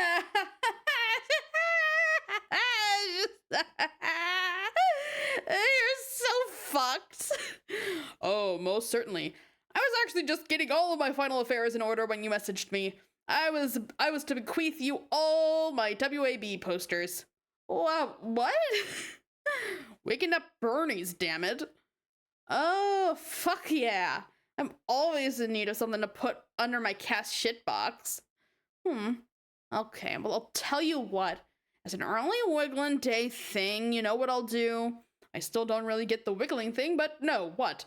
I'll enable the Bro Boss novice setting again for you. Wow, thanks, I think. But that don't count as the whole thing. I'll think of something better, too. For now, peace out, Jake, and good luck on your RoboQuest. Jake, commence RoboQuest. Here we go. God, he looks so much like John. Rumble. It is time to get dead serious about hunting down a robot that looks exactly like your best friend, destroy it with your gun somehow, and steal its uranium. But then the thing behind you that you were oblivious to starts grumbling. You totally forgot about the frightening fauna on this island and its regrettable realness attribute. Turn around. Ah! Is that a Lucis? As something strife, maybe? You leap into the tropical island fray in an attempt to violently pacify the gigantic earth crab dad. What is he even doing here? The question doesn't even occur to you. The island has been crawling with these things for as long as you can remember. You glance at the crudely rendered battle, direct your browser to the Homestuck Bandcamp page, and browse for suitable battle music. Oh god, there are so many songs. Which one would be a good fit for this duel? Why, wait, yes, there's one. That's perfect. You hit play, close your eyes, and become lost in visions of gnashing crustacean carapace, smoking M9 casings, and Jake doing the thing where he flies through the air, shooting 2 guns at once. Yes, so awesome. Here we go. Okay. Yeah, what are we doing? To the Strife album. Spirit Wander. Strife. Here we go. Ooh. Do we have suggestions for a track? Or should I just pick one at random? Dance of Thorns is your favorite? Air conditioning? Okay,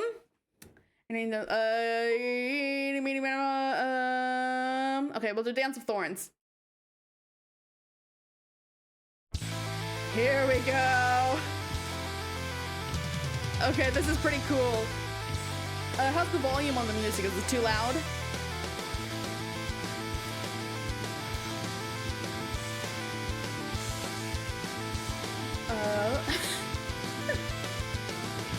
This is some pretty epic battle music. Actually, we already heard a bit of air conditioning last. Oh, so yeah, Dance of Thorns. Okay. Fly through the air shooting 2 guns at once. Yeah, here we go. Volume is a bit loud. Yeah, okay, nice. Yeah, let's do that then. Okay, how's this? This better?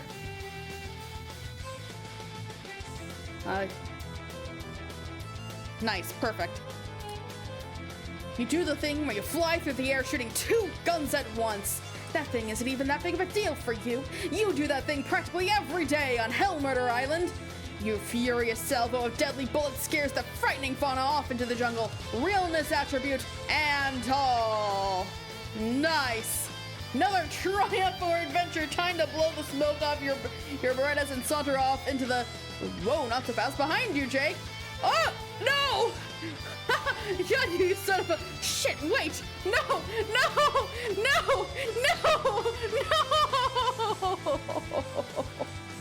Oh no! It was only one of those sweet little fairy balls! Yeah, okay. No, Tinkerbell! You just murdered him inappropriately with your multi-bullet device. You love those little fairy balls. You just feel awful.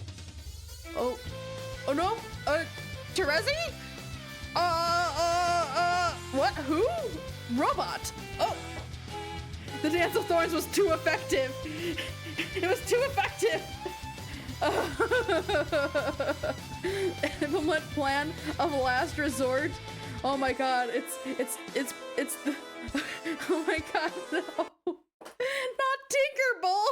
He didn't deserve to die twice. Oh my god. Oh no. Poor Tinkerbell just gets no luck whatsoever. Oh no. But the bot's here. Who may or may not be in easy mode. We'll see. And back to Jane, implementing plan of last resort.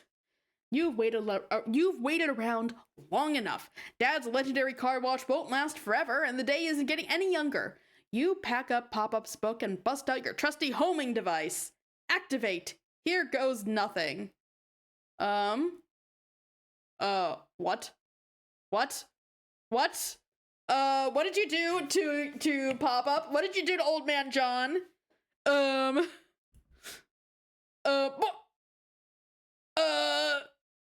That's disturbing. What? What the hell? A little robot? God, he's such a little troublemaker. Hopefully he will mind his manners today. Oh my god. Oh no. Okay.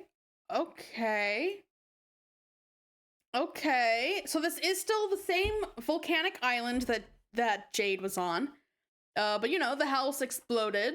So, Jake is living in one of the places that landed in the forest, I assume.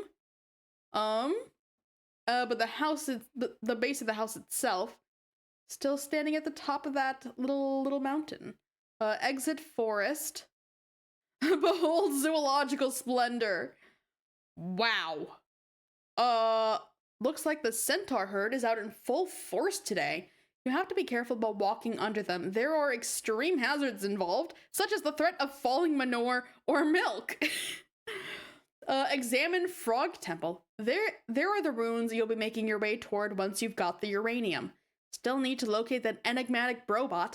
He's out there somewhere, just watching. You can feel it. Can't let your guard down for a second or you'll get served like a dude on Butler Island. Jake, look down. Oh.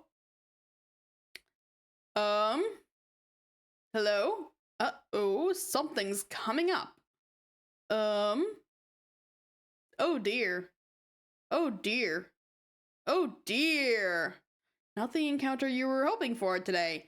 These things don't back down.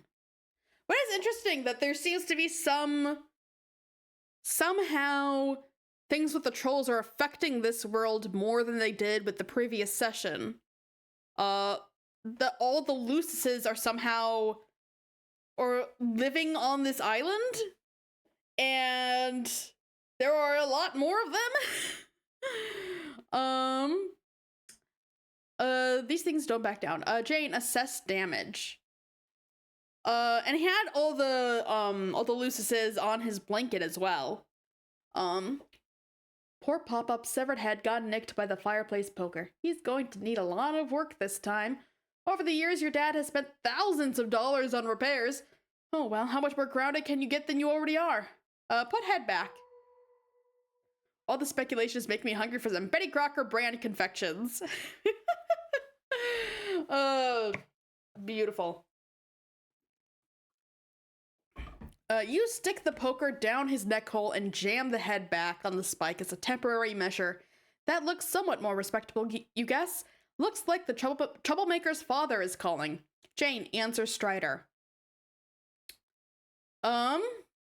Okay, so Strider is, Timaeus testified. I think I already have that down. Yes, I did. Why have you activated, dear sweet Huggy Bear? Are you in danger? Oh no, I'm just trying to leave my house. Is this the real you, by the way? Yeah, it's me. I disabled the AR for now. Okay, just making sure. Yeah, what an insanely cool looking dude. Not quite as cool as a certain other Strider we know. But pretty cool. Okay, just making sure. Jake was having some issues with it earlier, and I don't think he received its obfuscating tendencies in the humorous spirit intended. Yes, I'm catching up with the situation now. Oh, so you're talking to Jake then? No, just reading their chat logs.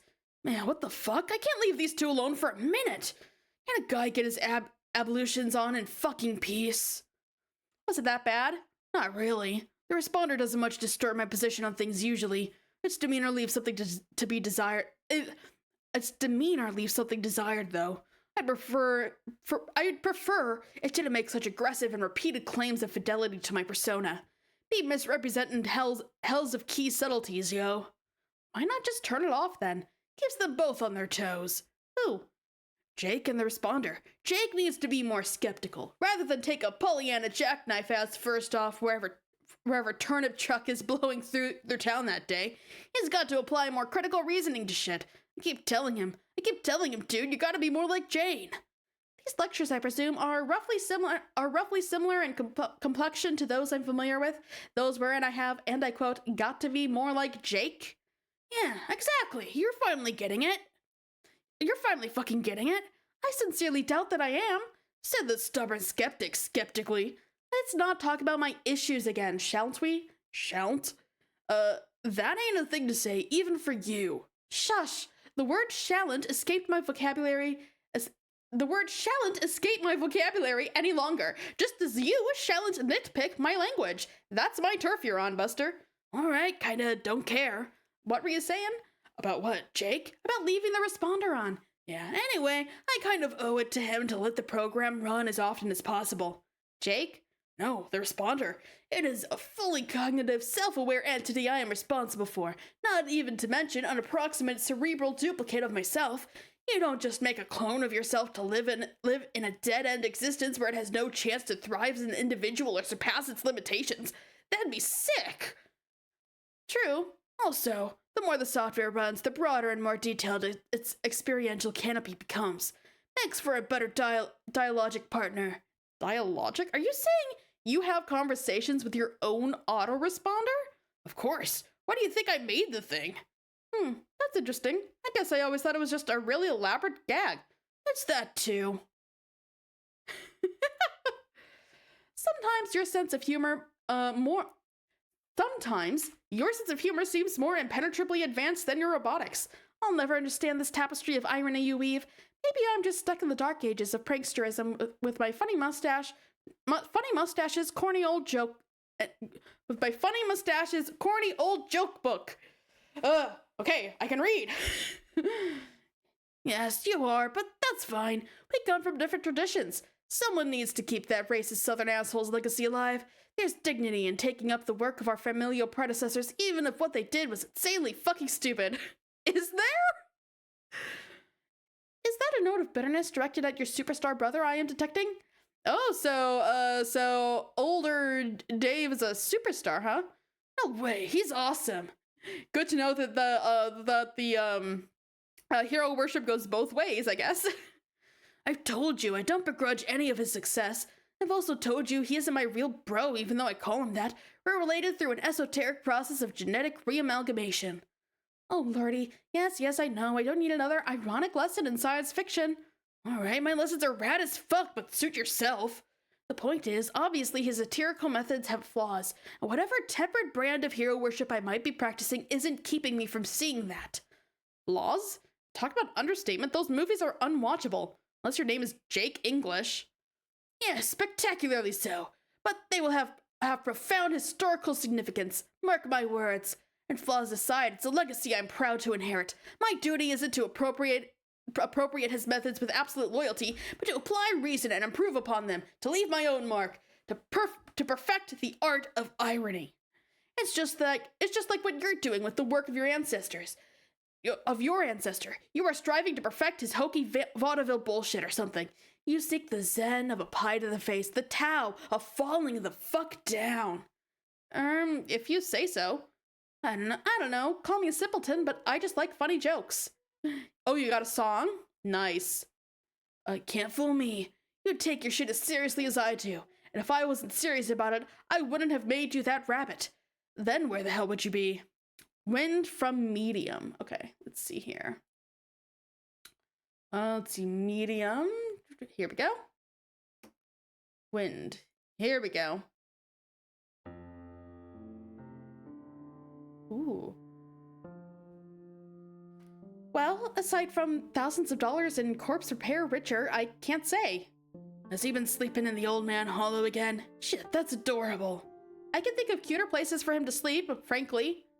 Yeah, bullshit. He's just being instinctive. In the wild, he would gut a carcass and sleep inside for warmth, as well as to secure tactical advantage for ambushing would-be scavengers. Oh please. Anyway, property damage and desecration to cherished elders aside, Mr. Bear has been a lovely addition to the family. You haven't renamed him yet? Oh, no, I keep forgetting I'm supposed to. You've got to fucking rename him, or change him to a girl if you want. That was important.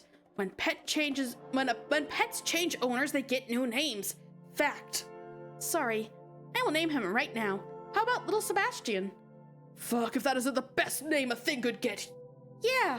So then, are you saying Mr. Sebastian here was an ironic present? Relayed strictly for guffaws? Yes, but it's not that simple. There are many layers involved. Some of them are literal layers of metal and plush. Huh? There's a real stuffed rabbit beneath its exoskeleton. What? Really? Yeah, it belonged to my bro. I thought you said you didn't have such an heirloom to complete the plushy trifecta. He didn't give it to me and never intended to bequeath it. I stole it. Ooh, risky. Nah, I got a little help from RL and ganked it out of his museum.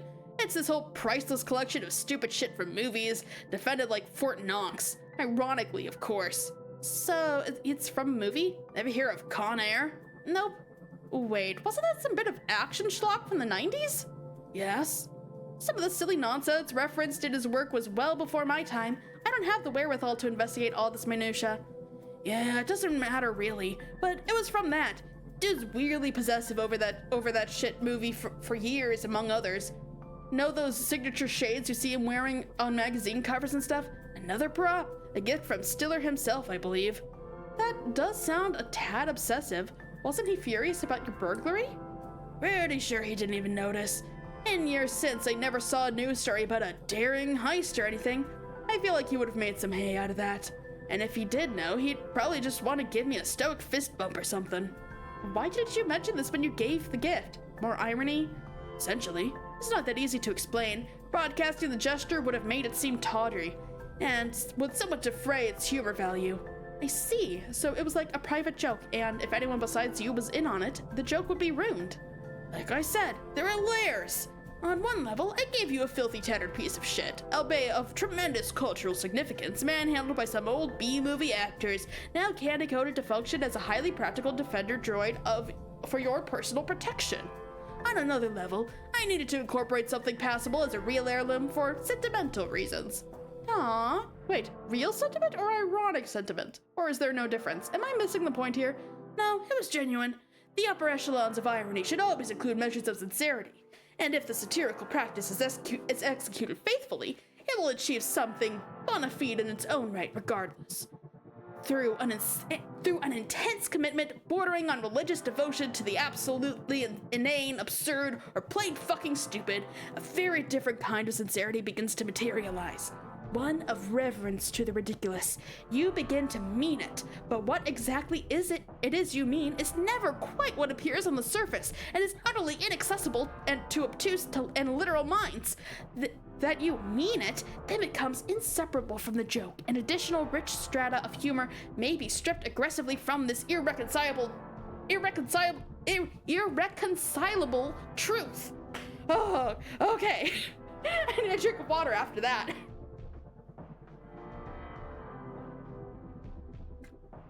Okay, here we go. This is fascinating. I have a wee bit more dissertation than I bargained for this morning.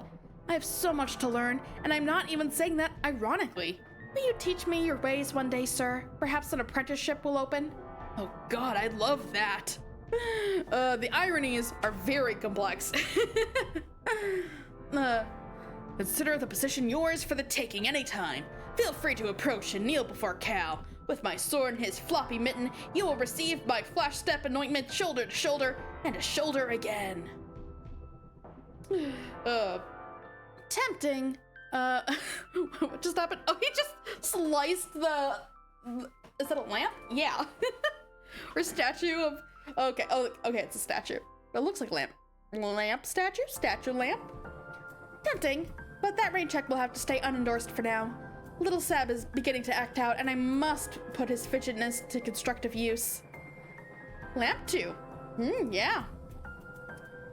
Cool. Jane, one more thing. I'm sure you must be aware by now that you'll be the leader of our group, and as you will be the first to enter the session. No. This is news to me. I never gathered that team leader was a thing for this game. Trust me, it's a thing. Are you sure? I have my doubts. I believe as a group we will have the temerity to succeed without my having to order people around like an insufferable bossy pants. That's why you're our leader, Jane. Optimism through stalwart skepticism is an effect not everyone is plucky enough to be graced with. That's stupid. Yeah, I know. You're not our leader, you're our friend, right? Precisely, there's a big difference. And statements like that are also why you're our leader, but only in name and in spirit, less so functionally. If it puts your mind at ease, I'll be the one pulling the strings here. Oh yes? Then this whole affair will be one of D. Strider's grand productions in puppetry? I will be the unseen hand whose nimble digits are behind every subtle twitch in our session's bulbous foam mass. At least those gyrations not happening by the volition of its own quivering, absorbent proboscis. If you ever need help, Jane, if you're ever in any trouble at all, let me know. Just say the word. I'll whip the tuggle stick of this ludicrous marionette, cavorting its humongous bottom to intersect your free fall through the abyss. Snow cone you up in the fluffy crook of its cleft. Don't be alarmed if you're in no hurry to unpry yourself. For the great jut of this impudent rump has more yield to your touch than you ever dreamt. Oh, the asses, the rumps, they're back. Remember to catch your breath as it cherishes the imprint of your hand like a memento from a lover gone to war. There's a lot of give to that ass, you may say. Might like to settle in, make myself comfortable, start a family. Bounce a coin off that ass, you'll demand of visitors. It's not going anywhere, but that coin will take a nap there. It's a gamble you win every time. Yeah. They are transfixing. These lessons we talked about, they've already begun, haven't they? Jane, soon you'll believe what I've told you. The classic Strider nonsense ramble. Beautiful, beautiful.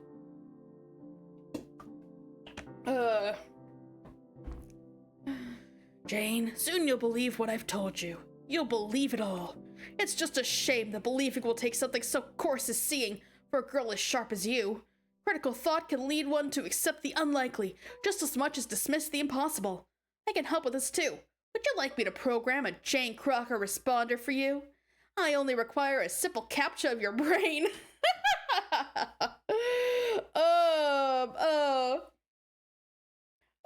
We've had so many nonsense rambles in this act already. We're off to a great start. Yeah. We're having a fantastic start so far. Holy moly, thank you, but no. I'm not ready to get dialogic with my cyber self just yet. My friends keep me busy enough as it is. Speaking of which, I really need to go. I know you love to talk my ear off, and it's always a treat, but let's catch up later after the game starts, okay? And if I do need your help, I promise I'll take you up on your offer. I made several. Which one? The one where you, hopefully not literally, offered to catch me in the crevice of a great big squishy butt. Gotta go. Command Sebastian to lift fridge. Yeah! You order dear sweet little Sebastian to put his fidgetiness to constructive use. He is eager to assist and lifts the appliance with ease. He finds a note taped under the fridge. It seems to be addressed to you. Read note. Daughter, if you are reading this, it means you are strong enough to lift the fridge. You have truly become a mature, powerful woman. I have never been more proud. Now be a good girl, put the fridge down, and stay inside. Yeah, chance, Dad. This bird's gotta fly. Uh-oh. Little Seb's acting out again. His legs are getting fidgety and bothersome. Better tell him to put the fridge down gently before he causes more damage. Oh, holy shit.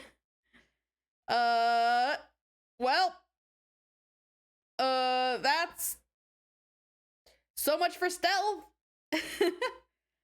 Jane, throw down your hat in disgust. Puff. Level up. Oh. You've been climbing your ash ladder very gradually for various minor accomplishments here and there since you were 13. That was such a sweet textbook hat puff. It earned you just enough to clear the next rung. Fedora fledgling. Nice going. Wait, is the next one Eris Sans parent?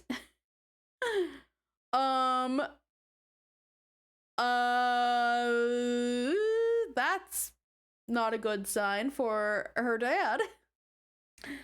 The well-traveled hat shares in your glorious spoils. The battle-hardened accessory reaches dizzying new heights. As opposed to air transparent. Oh, is it as opposed to air transparent? It's air transparent. Oh, okay. I'm still worried that it's gonna mean something bad for her dad. Especially considering what happened to John's dad. Sans Undertale? The well-traveled hat shares in your glorious spoils. The battle-hardened accessory reaches dizzying new heights, leapfrogging from the douchebag's doomsucker rung to the rare, highly coveted martyr's piss crater run. Jake, run! How can these things be so fast on land? It moves like some sort of giant frisky seal that is very hungry and angry. You know from experience that bullets only make them hungrier and angrier, so there's nothing to do but run.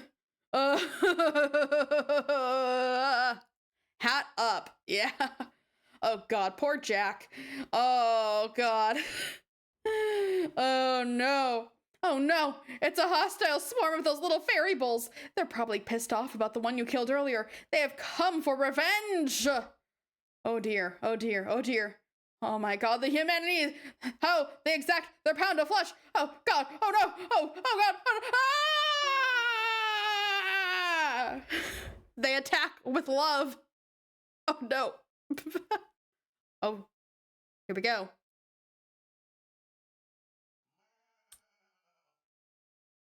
Oh, it says there's sound. Oh, here we go.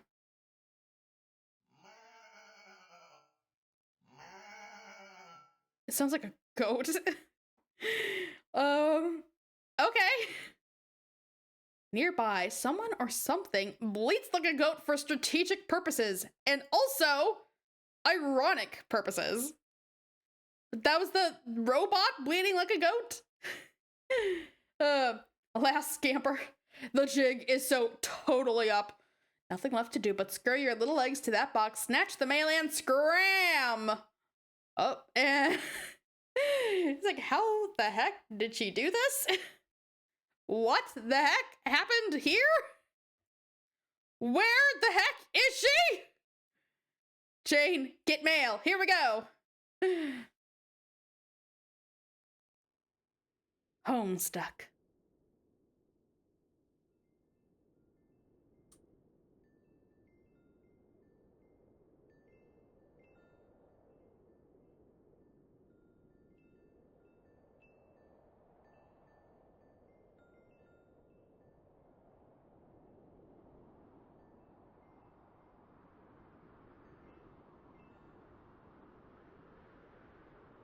In she goes. Come on. Oh!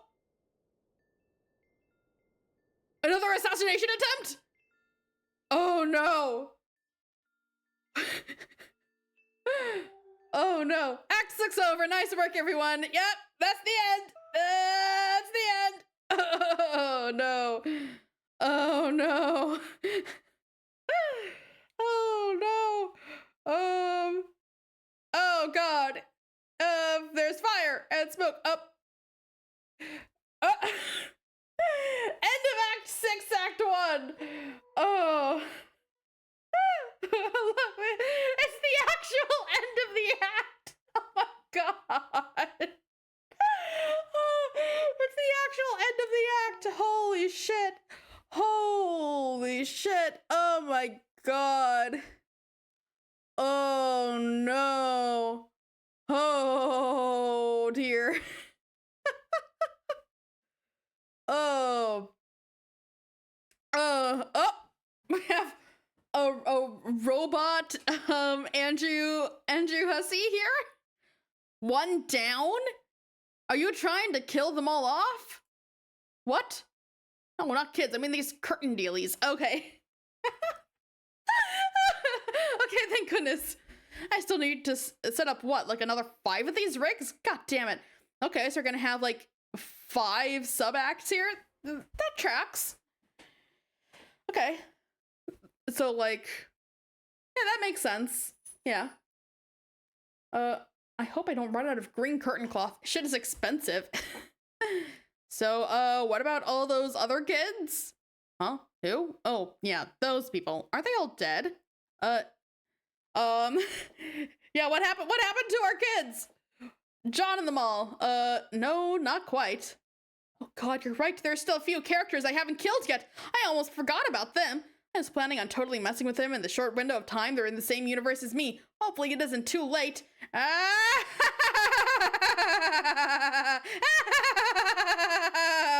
am even laughing. This is a completely inappropriate reaction. Besides, I am a tin can. Robots don't have feelings. Okay, so let's see. Oh god, all the dead characters. Let's see. Rose is still alive. John is still alive. Baby Mama Lalonde is still alive. Dave's still alive. Cal's still there. Jack's still there.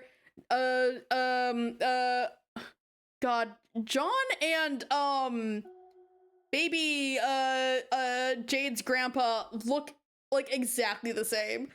It's about both of them are alive. Let's see, there's Carcat, Aradia somehow. He is both alive and not. There's Terezi, Postmistress, Gamzee, Kanea, Miss Paint, but wow, all these other characters, they're all dead. That's not great. Little Cal is still alive, and that's all that matters. Is it though? For as long as little Cal is alive, there's still hope. Poor Pfeffery, come back, my queen. Hussybot, check time. Let's see, they should be traveling near the speed of light across a distance of 1 yard, giving them about 3 nanoseconds before they crash through the other wall, which means I have about holy shit, I'm almost out of time to fuck up the story! Who would have thought nanoseconds could fly by so fast? Hussybot, hurry! Who am I kidding? Even using my super fast robotic author avatar, I barely have time to do anything. Maybe I'll just level up these kids before they go and that's it. They've earned it after all, don't you think? John, level up. Oop. Revenge of Dr. Ragnarok. Gale's mate?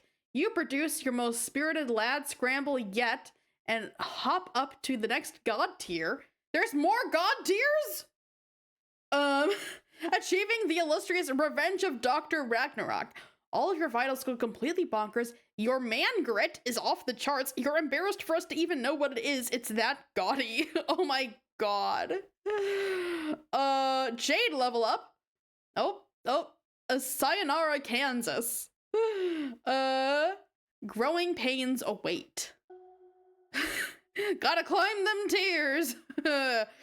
You put forth your best last scamper of all time and clear another sweet god tier, the nigh unattainable Sayonara, Kansas. Growing pains. I do like that growing pains pun. Your battle stats predictably go haywire. You accrue so much youngster gumption, it's basically insane. Nobody should ever mess with you. John and Jade reap spoils. You don't get boondollars anymore. That shit is for babies now. Instead, you are finally ready to have your first achievement badge sewn onto your kitty camper handy sash. Max youngster gumption. You each receive the badge Gift of Gab, enabling you to engage in simple direct dialogue with others without requiring any gimmicks to facilitate communication. You don't need to type through a chat client, or talk to a sprite, or traverse through a memory in a dream bubble, or wander around in an interactive game environment, or any of that stuff. You seriously never thought you would live to see this achievement unlocked. It almost feels like cheating, like conversing in God mode. So they can talk to other characters at any time? Nice, nice. Fantastic. But it's only John and Jade who get this? Act 6, Intermission 1. Well, I guess, yeah, they're the only ones on the ship going through. Oh, here we go. Where are we? We finally unlocked normal talking. In the dialogue log. We finally have normal talking. We don't need I love that. I'm not sure. Some sort of limbo dimension between the two walls, I guess. Like a realm with unusual spatial properties we have to cross through. Oh, okay, then we escaped the scratch? Like, we still exist and everything? Yes, we still totally exist, John. Okay, I'm just making sure. I still felt pretty existy, but you never know. I'm still kind of confused, though. About what? I mean, we crashed through that giant window you magically made with witch powers to escape the scratch so we can keep existing, right? Yes. I didn't make it with witch powers, though. I capture logged it hours ago because Carcat told me to. And then, at the last minute, I took it out and made it huge so we could escape through it. I see. Did you at least make it huge with witch powers? I did make it huge with witch powers. So I guess that's what witch powers do, is make things huge. They also make things small. Right, like you did with all those planets. Yep. Also, witch powers could teleport things and fling things around through space at very high velocities, all sorts of stuff. But to be honest, I'm not sure how much of that is attributable to inheriting Beck's abilities. Man, spacey witch powers sound a lot more versatile than my powers, frankly. Not that I'm complaining, because wind powers are still awesome, but anyway, that is neither here nor there. What I'm wondering is, once we crashed through that window, weren't we supposed to, enter a new game session, the reset one, and meet up with Carcat and Vriska and all the trolls, and I guess maybe also a bunch of dead trolls too, like troll ghosts or such? Yes, that was the basic idea. And what about your grandson? Wasn't he going to be there for the future or something, and then he would send Liv Tyler to me, or actually to you, I guess, into the past somehow? That would be Jake. And yeah, I do believe we will meet him in this session. He said he had a bunch of friends who helped him make the money. I'm pretty excited to meet them all. Wow. Hey, I wonder what the fuck ever happened to Liv anyway. Last I saw her, I sent her off to give the tumor to Rose and Dave. Oh god, Rose and Dave, where are they now? Did one of them do the suicide mission thing? And what about the other? Did they get scratched? Actually, they both went, and in a matter of speaking, their mission was a success. So, they blew up the sun, and now they're dead? Nope, they did not actually destroy the sun. Trust me, I would know if it was gone. Now that I know what I know, it was kind of silly for us to think it would ever be destroyed. And as it happens, Rose and Dave are not dead either. I have received very reliable reports that they survived. Oh man, that's great. I mean, I'm not sure how not blowing up the sun qualifies as a successful mission, since that was kind of the whole idea, but at this point, I don't really care. I'm just happy to hear they're okay. It will all be more clear soon. How do you know they're okay? Or any of this stuff, really? I've learned a lot of my dreams lately. Probably more than I ever learned looking at the clouds on Prospect. When I was dead there for a few minutes, I had one last very informative nap. The bottom line is, Rose and Dave will rendezvous with the trolls near the green sun, and then they will all meet us in the new session. Okay, that sounds awesome. And that was part of the plan, I guess, I understood, but where is this new session? All I see here is a bunch of giant windows and a lot of warp speed whooshy nonsense. Yeah, basically. Yeah. It's through the other wall. You mean that one way over there? Yes. Okay, so is this place like that yellow lawn ring thing that Carcat was talking about? No, not lawn ring. That's a silly troll world. It's the yellow yard. We have to cross it to break through the next wall. How is this a yellow yard? That's a stupid name for this place. See that long yellow band down there stretching between the two walls? I think that's supposed to be the yard. Okay. That's not a yard. Yards are like these flat, wide patches of grass surrounded by fences and stuff. If anything, it's more like a road. Yeah, I think you're right. Kind of like the yellow brick road. Sure, why not? Let's all go see a big pompous wizard to solve all our problems. I bet Rose would get a kick out of that. Oh yeah, and another thing. What the fuck is that? That would be the author. I have no idea. Extra-dimensional shenanigan-based phenomena, perhaps? Pay no attention to the man behind the curtain cloth, or anything taking place out here in the emerald shitty paint job, for that matter. Wait, what just happened? I don't know. It got darker and greener. Huh? This place is weird. When are we gonna bust through the other window anyway? I'm kind of antsy to get on with our adventure and meet up with everybody. Yes, me too. What is it? I'm just trying to estimate our arrival time based on our current velocity, which is about as close to light speed as I can make it go. I see. Since we're going so fast, it should be pretty soon, right? Like a few more minutes? Unfortunately, John, that's not really how space works. Space is so big, you cannot imagine it. No, it'll take quite a bit longer than that. How long? I would say if I keep our current speed constant, we should arrive in about 3 years. What? That is an absolutely preposterous amount of time. I know. Are you sure you can't make it go any faster? I mean, not to sound too demanding, but why didn't you say you can teleport stuff? Why not teleport us there? I can't. Not here, at least. Oh, well, that sucks. Why not?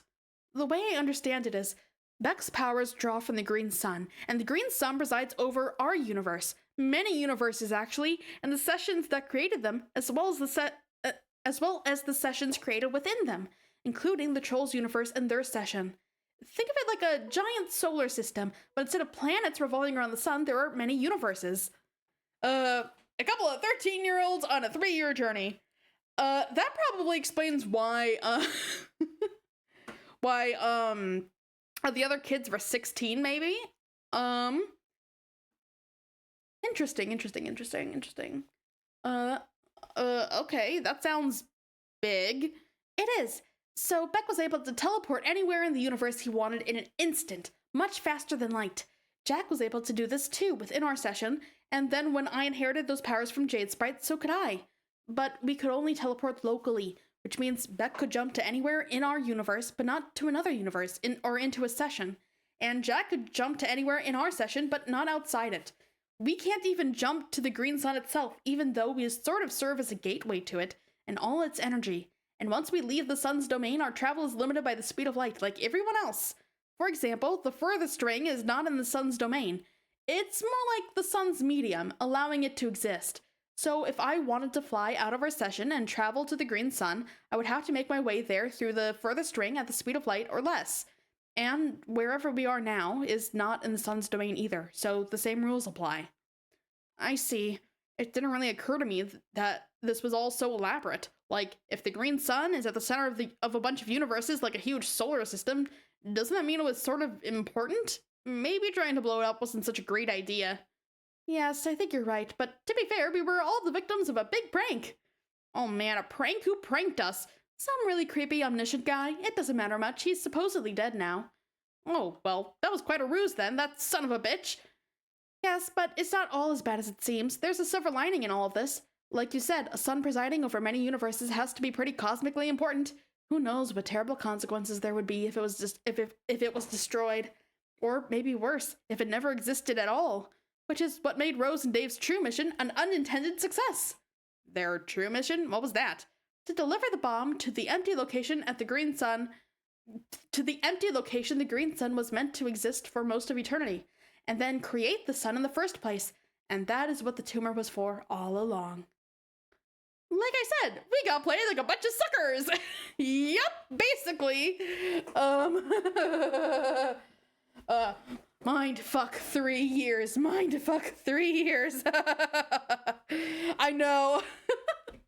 I did not expect him to say that. That was so funny. That son of a bitch.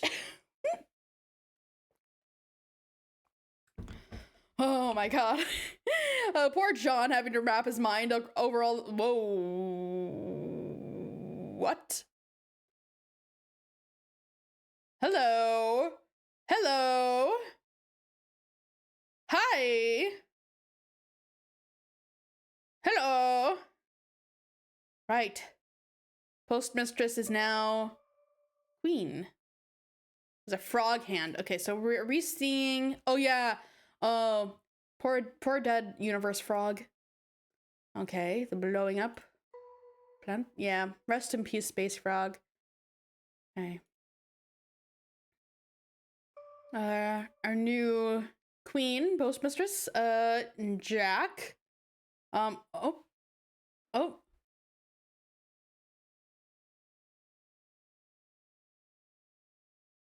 Ooh,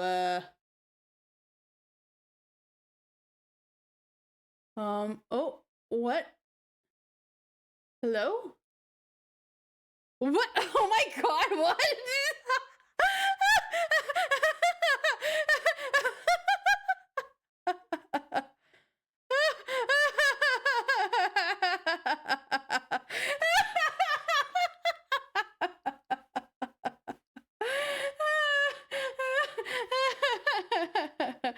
Oh my god. my god. Oh. Oh my god. So he had a he had heart. Is this spade? I think so. So Christmas is so like she's having a strong love-hate towards him. He's just straight up like romantic love. He wants a red relationship, she wants a black one. Off he goes. Oh. Absend.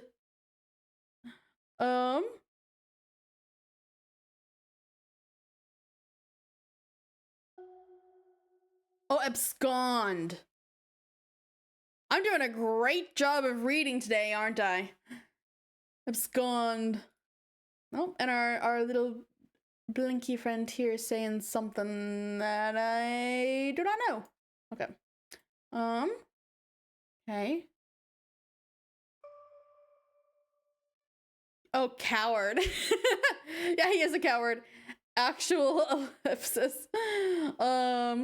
Dot. See, there was a Morse code decoder somewhere. Oh, please.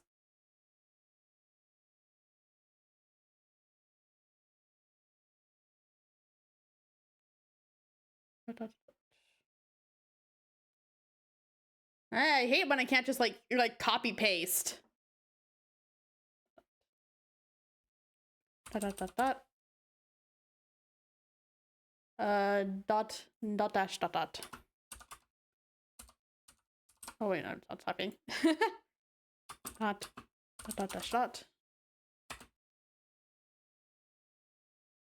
Dot.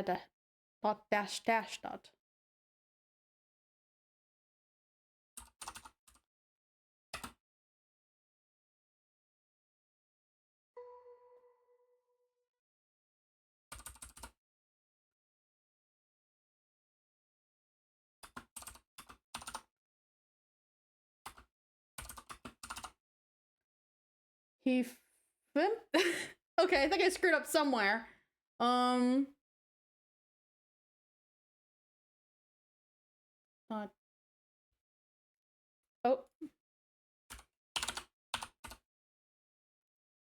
Help him. Huh.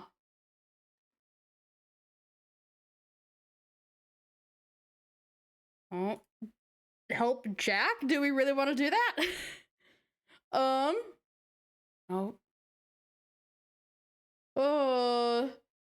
Solix, he got himself in that state getting them out. Oh no.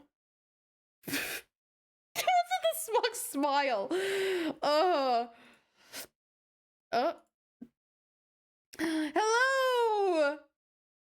Radius back and Dream Solux? Yeah, I may have meant a different him. I guess we'll find out. We have Abradia, we have Dave, we have Rose, and Solux. Oh.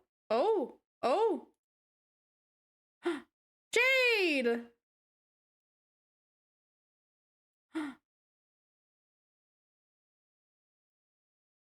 I love the little yappies. Oh man, Rose and Dave have sweet god tier pajamas like us. That's so awesome. And Dave looks kind of like a doofus with that snug little hood. I think he looks cool. Oh no, I switched their voices accident. Oh man, Rose and Dave have sweet god tier pajamas like us. That's so awesome. Dave looks kind of a doofus with that snug little hood. I think he looks cool. The cape is great. He's like a superhero now. That's true. I still think I prefer my outfit though. Look at all those trolls. Well, there are so many trolls. The idea of meeting them all is kind of overwhelming. I wonder which one is which. I think that must have been Carcat there. And that was probably his clown asshole friend he mentioned too. Yep. And that was definitely Terezi with the fancy glasses. Not sure about the others. I wonder if Frisco was there. Oh, no. Oh. It's nice to see Rose look better. Last time I saw her, she looked really grim and also dark.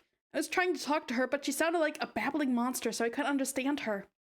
It was really frustrating, and all my nervous rambling probably made me sound like an idiot. And then when I woke up later, she was dead. Did you know that I had to kiss her to make her come back to life? Yeah, it's true. It's kind of weird kissing a dead body, but I don't mind. How did you feel about it when you kissed Dave when he died? How did you know about that? Carcat told me. Oh, that figures.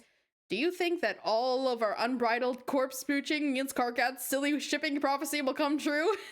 I do too, John! I do too! I hope Priska is there! Oh! Oh! I mean, the guy is really angry and says fuck like in practically every sentence, but he does weirdly seem to know what he's talking about when it comes to romance. Yeah, I don't know. Do you want it to come true? Man, I don't know. Do you? Indeed. I think I missed them already, and we've only been here for a few minutes. Yeah, there's a lot I want to tell them about, and a lot I want to ask them. Well, you could ask them now if you want. It was a prophecy all along! Oh. Yes, in fact, you can hop right through me and join them, and then you can travel with them to the new session if you like. Whoa! Well, heck, why don't we do that? It would probably be more fun with them than on this golden battleship by ourselves. It probably would, but I can't go with you. I can serve as a gateway, but I can't travel to the sun myself, remember? Oh, yeah. Damn it. But it's okay, really. If that's what you wanted to do, I wouldn't mind. But whatever you do, you have to decide quickly. They'll be departing from the sun very soon. But I wouldn't want to leave you here all alone for 3 years. That would suck. I wouldn't really be alone, though. Oh? Oh, that's right, she has all the planets! I had the population of 5 planets to keep me company. Oh, that's right! That makes it seem not so boring, I guess, but still. I would feel really bad leaving you here, even if you do have a million salamanders and chess guys to keep you company. You're my friend, and also my sorta sister, and we just met for the first time ever a few minutes ago. I'm not gonna be like, well, see you in 3 years, Jade. Aw. Okay then.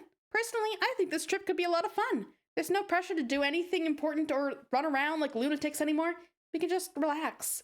Yeah, now that you mention it, I'm pretty beat. Also starving. Woof! Whoops. I'm sure there are a few things to eat on those planets. There were a bunch of weird glowing mushrooms on Loas. I don't know about those. I seem to remember a bunch of farms on the battlefield. There should be a lot of good stuff on the planets. Also, I would bet this ship is stocked with plenty of military rations. Yeah, probably. Hell, we could just raid all of our fridges and alchemize some tasty grub. Oh yeah, problem solved. Okay, cool, but it would still be nice to say hi to everybody before they leave. Just let them know how we're doing. Yes, like, one of the last things Rose saw before she died was me dying. Wonder if she knows I'm okay? I'm pretty sure she knows a ton of things now, considering she is a fully realized seer of light. Yeah, probably. Then maybe I'll just hop over real fast, give Carcat a fist bump, and give Dave a hard time about his hella tight little hood, and then hop back. I'm sure that would be hilarious, but if you go, I don't think I can bring you back. I can't bring anyone or anything from here from there. Aw, man, really? As far as I know, if there's still a way, I haven't figured it out yet. I'm still kind of new to this omnipotence thing, after all. Couldn't they, like, send a letter or something? Couldn't they send something over that, you know, isn't themselves, that isn't John? Oh, that's stupid. What is with all these rules? I don't know. I'm sure the rules exist for a good reason, though. Maybe to somewhat limit the power and reach of omnipotent beings? If there are no limits at all, it could be especially dangerous in the wrong hands, like what happened with Jack. Isn't that a contradiction, though? If there are limits to your powers, you can't exactly be omnipotent, can you? More like semi-potent. Then I guess that's what we are. Semi-potent demigods. Demi-dogs. Woof, woof, woof. Damn it. Can you not control the woofs? I haven't gotten the hang of the woofs yet. So the dog ears, is that a permanent thing now or what? I think so. I like them. I do too. You're like a furry now, but not really the weird kind that people on the internet like to have sex with in their imagination. John, why would you say that to her?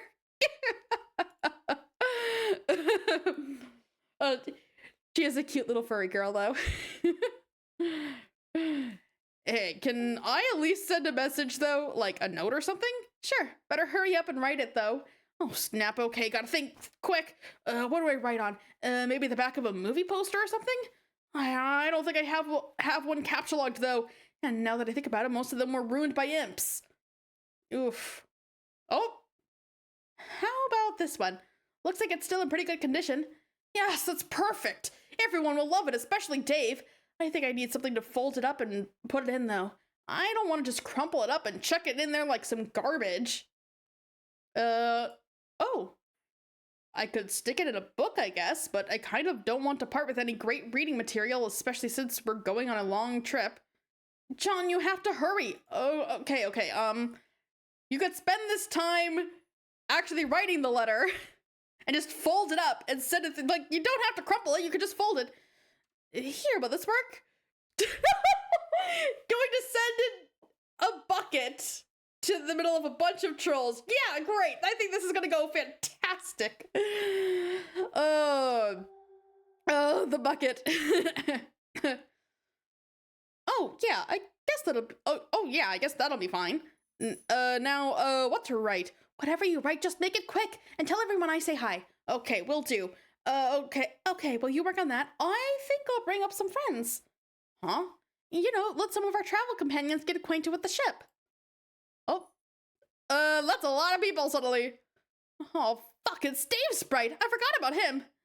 Yeah, no shit. How have you been, buddy? Shush, right now, catch up later.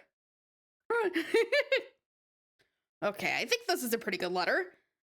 Let me check it out. Maybe I'll humorously defile Wilson Affleck's dumb skyward yearning faces. Oh, hell no. Come on, dude, hand it over. No, come on, guys, they're about to go. Just stuff it in the bucket and throw it at me already.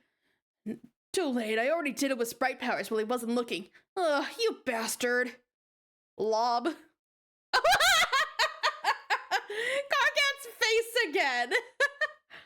Oh, wait a minute. I forgot trolls hate cleaning products for some reason, some alien reason. Oh shit, that's gonna make everyone so uncomfortable. Oh well, there it goes.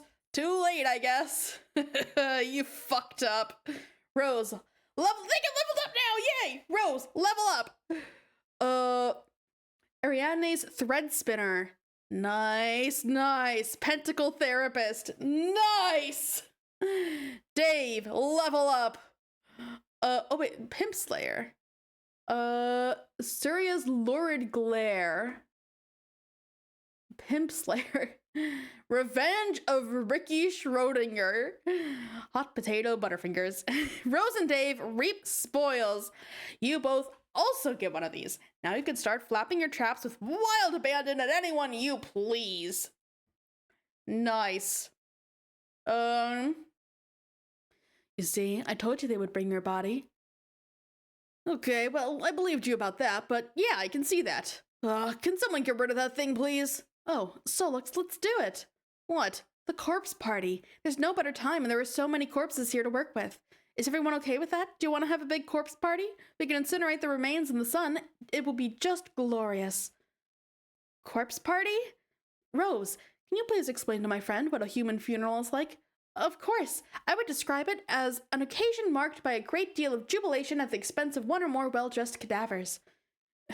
Oh, God. Dave, who knows exactly how badly she's explaining this. I couldn't have put it better myself. Could you go into more detail? Well, in my experience, a loved one, typically an elder, arranges to have the departed placed in a small box and then forces you to stand in the rain all day. Then, presumably, winded by all the deeply ironic catharsis, she gets drunk and passes out on the couch. Oh my God, we're never gonna stop fucking with each other, are we? Even without computers. That sounds just a tad specific. We may have to adapt the proceedings to be a little more, I don't know, multicultural, I guess? Why don't you all do the brainstorming about what kind of funeral to have while I go round up the bodies? Radia, fuck! Will you cool it on the corpse party shit for a minute? what's the matter? I mean, everybody here has just met. And I guess just went through a lot of really heavy bullshit. Do you think that maybe this isn't the best thing to harp on right now? I just thought it would be a nice thing to bond over. Not everybody is as into death as you, though. Like, it's cool to see you so excited about something. I'm seriously thrilled about that. But frankly, it's all pretty fucking morbid to everybody. I just thought you should know. Am I really that bad? Yes. Oh, sorry. I guess I spent enough time here that I just don't see death as the terrible thing the living make it out to be. I honestly feel like it's a reason to celebrate. That's okay, Radia. No one's blaming you. I actually think your whole death fangirl thing is funny and kind of charming. Death fangirl thing? What do you mean? Oh, come on. You are practically beside yourself with giddiness at the idea of serving as the maitre d' to all dream bubbles? With the idea of serving as the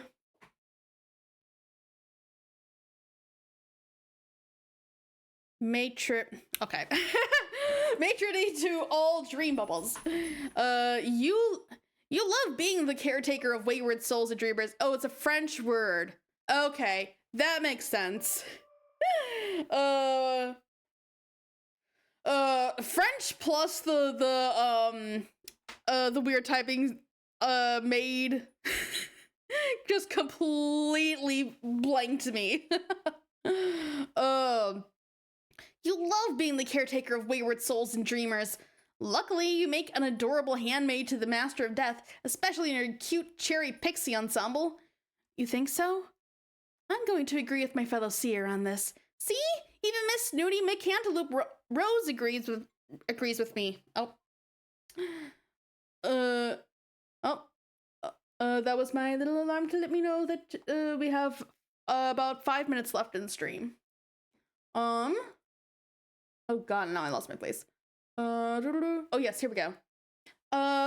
Oh, and guys, just for the sake of multicultural clarity, we trolls treat death itself as a mythological figure. He is a man with a frightening skull for a head and a terrible hypnotic glare. All the legends say he's got this super foxy handmaid to do his dirty work.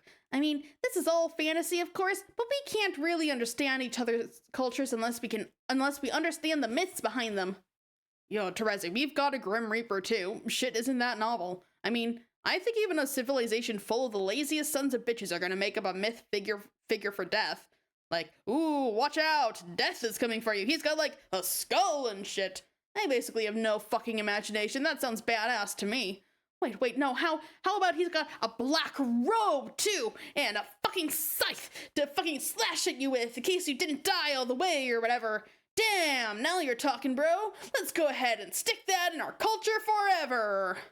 So, what you're telling me, Dave, is that we both have death and cotton candy? Hell yes.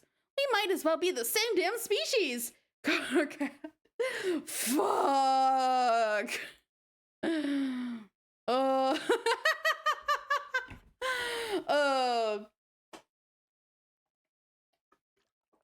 Corpse party. Is it legendary crash out incoming? Oh my god, yeah, holy shit. Okay, oh, we'll get through this page, and then I think that's gonna be the end of stream. Oh my god. Is it going to shit on everyone's great time if I dare to bring up important things now? Is it safe to poke our heads up from this gulch of idiotic banter and see if the coast is clear for adult, business-like conversation? Yes, human, so nice to meet you, and it seems like you're god tiers now, neat, yada yada, what the fuck ever. Just one question. We followed that green beacon of what I thought was the aftermath of a successful blow-up the sun mission, and after a breakneck warp speed journey in which my best fucking friend ever psyched me out into thinking he died yet fucking again by expelling leader after gruesome leader of grub sauce from his every orifice. What do I find here? Why, in addition to a pair of humans draped in circus wear and all their flippin' gibes locked and goddamn loaded, it seems we have also chanced upon none other than the green fucking sun itself, which unless my raw, ruddy gander bulbs are still a little grief blurry, strikes me as still being somewhat rather fucking unblown up. So what am I missing here? Dude, chill out. We just got hornswoggled is all. Oh, case closed. Okay then, let's start pitching dead pals into the limitless inferno. My curiosity was totally fucking sated just then. The sun will never be destroyed, Kargat. I'm sorry, but you were misinformed. More breathtaking reassurance. Everything will be fine, guys. We were just hornswoggled and misinformed. Carry on then. Wasn't the whole point to take out the sun to neutralize Jack? It shouldn't be a problem. Oh no? Then what's the plan now? It's simple. We regroup and then defeat him in person. Fucking oh. And here I thought the new plan was going to be something incredibly stupid and suicidal. Did I say oh yet? Because that's the one sound I make when I'm fucking relieved. Honk. What? Honk. What does honk mean this time, you whimsical piece of shit? Hi, welcome back. We're in the middle of Kargat having a big epic crash out. Oh my god. What does honk mean this time, you whimsical piece of shit? Don't you start with me. Do not start with me. I will get you in a headlock so tight it will be a miracle if people don't mistake our tussle for an ill-conceived ventriloquist act. I will shush you again, so help me God. I will shush your clown house to Shangri bullshit law and back, and fill your ear with my white-hot Palibro spittle. I am full and fucking well prepared to get conciliatory with you again if you so much as pass gas murderously. Do you understand? Is that what you want? Do I need to calm your Fago sticky tent squatting shit down again? Nah, brother, I was just about to all say for you to try and get your settled down on, maybe? Man, what the hell even happened on this meteor anyway? Actually, don't even tell me.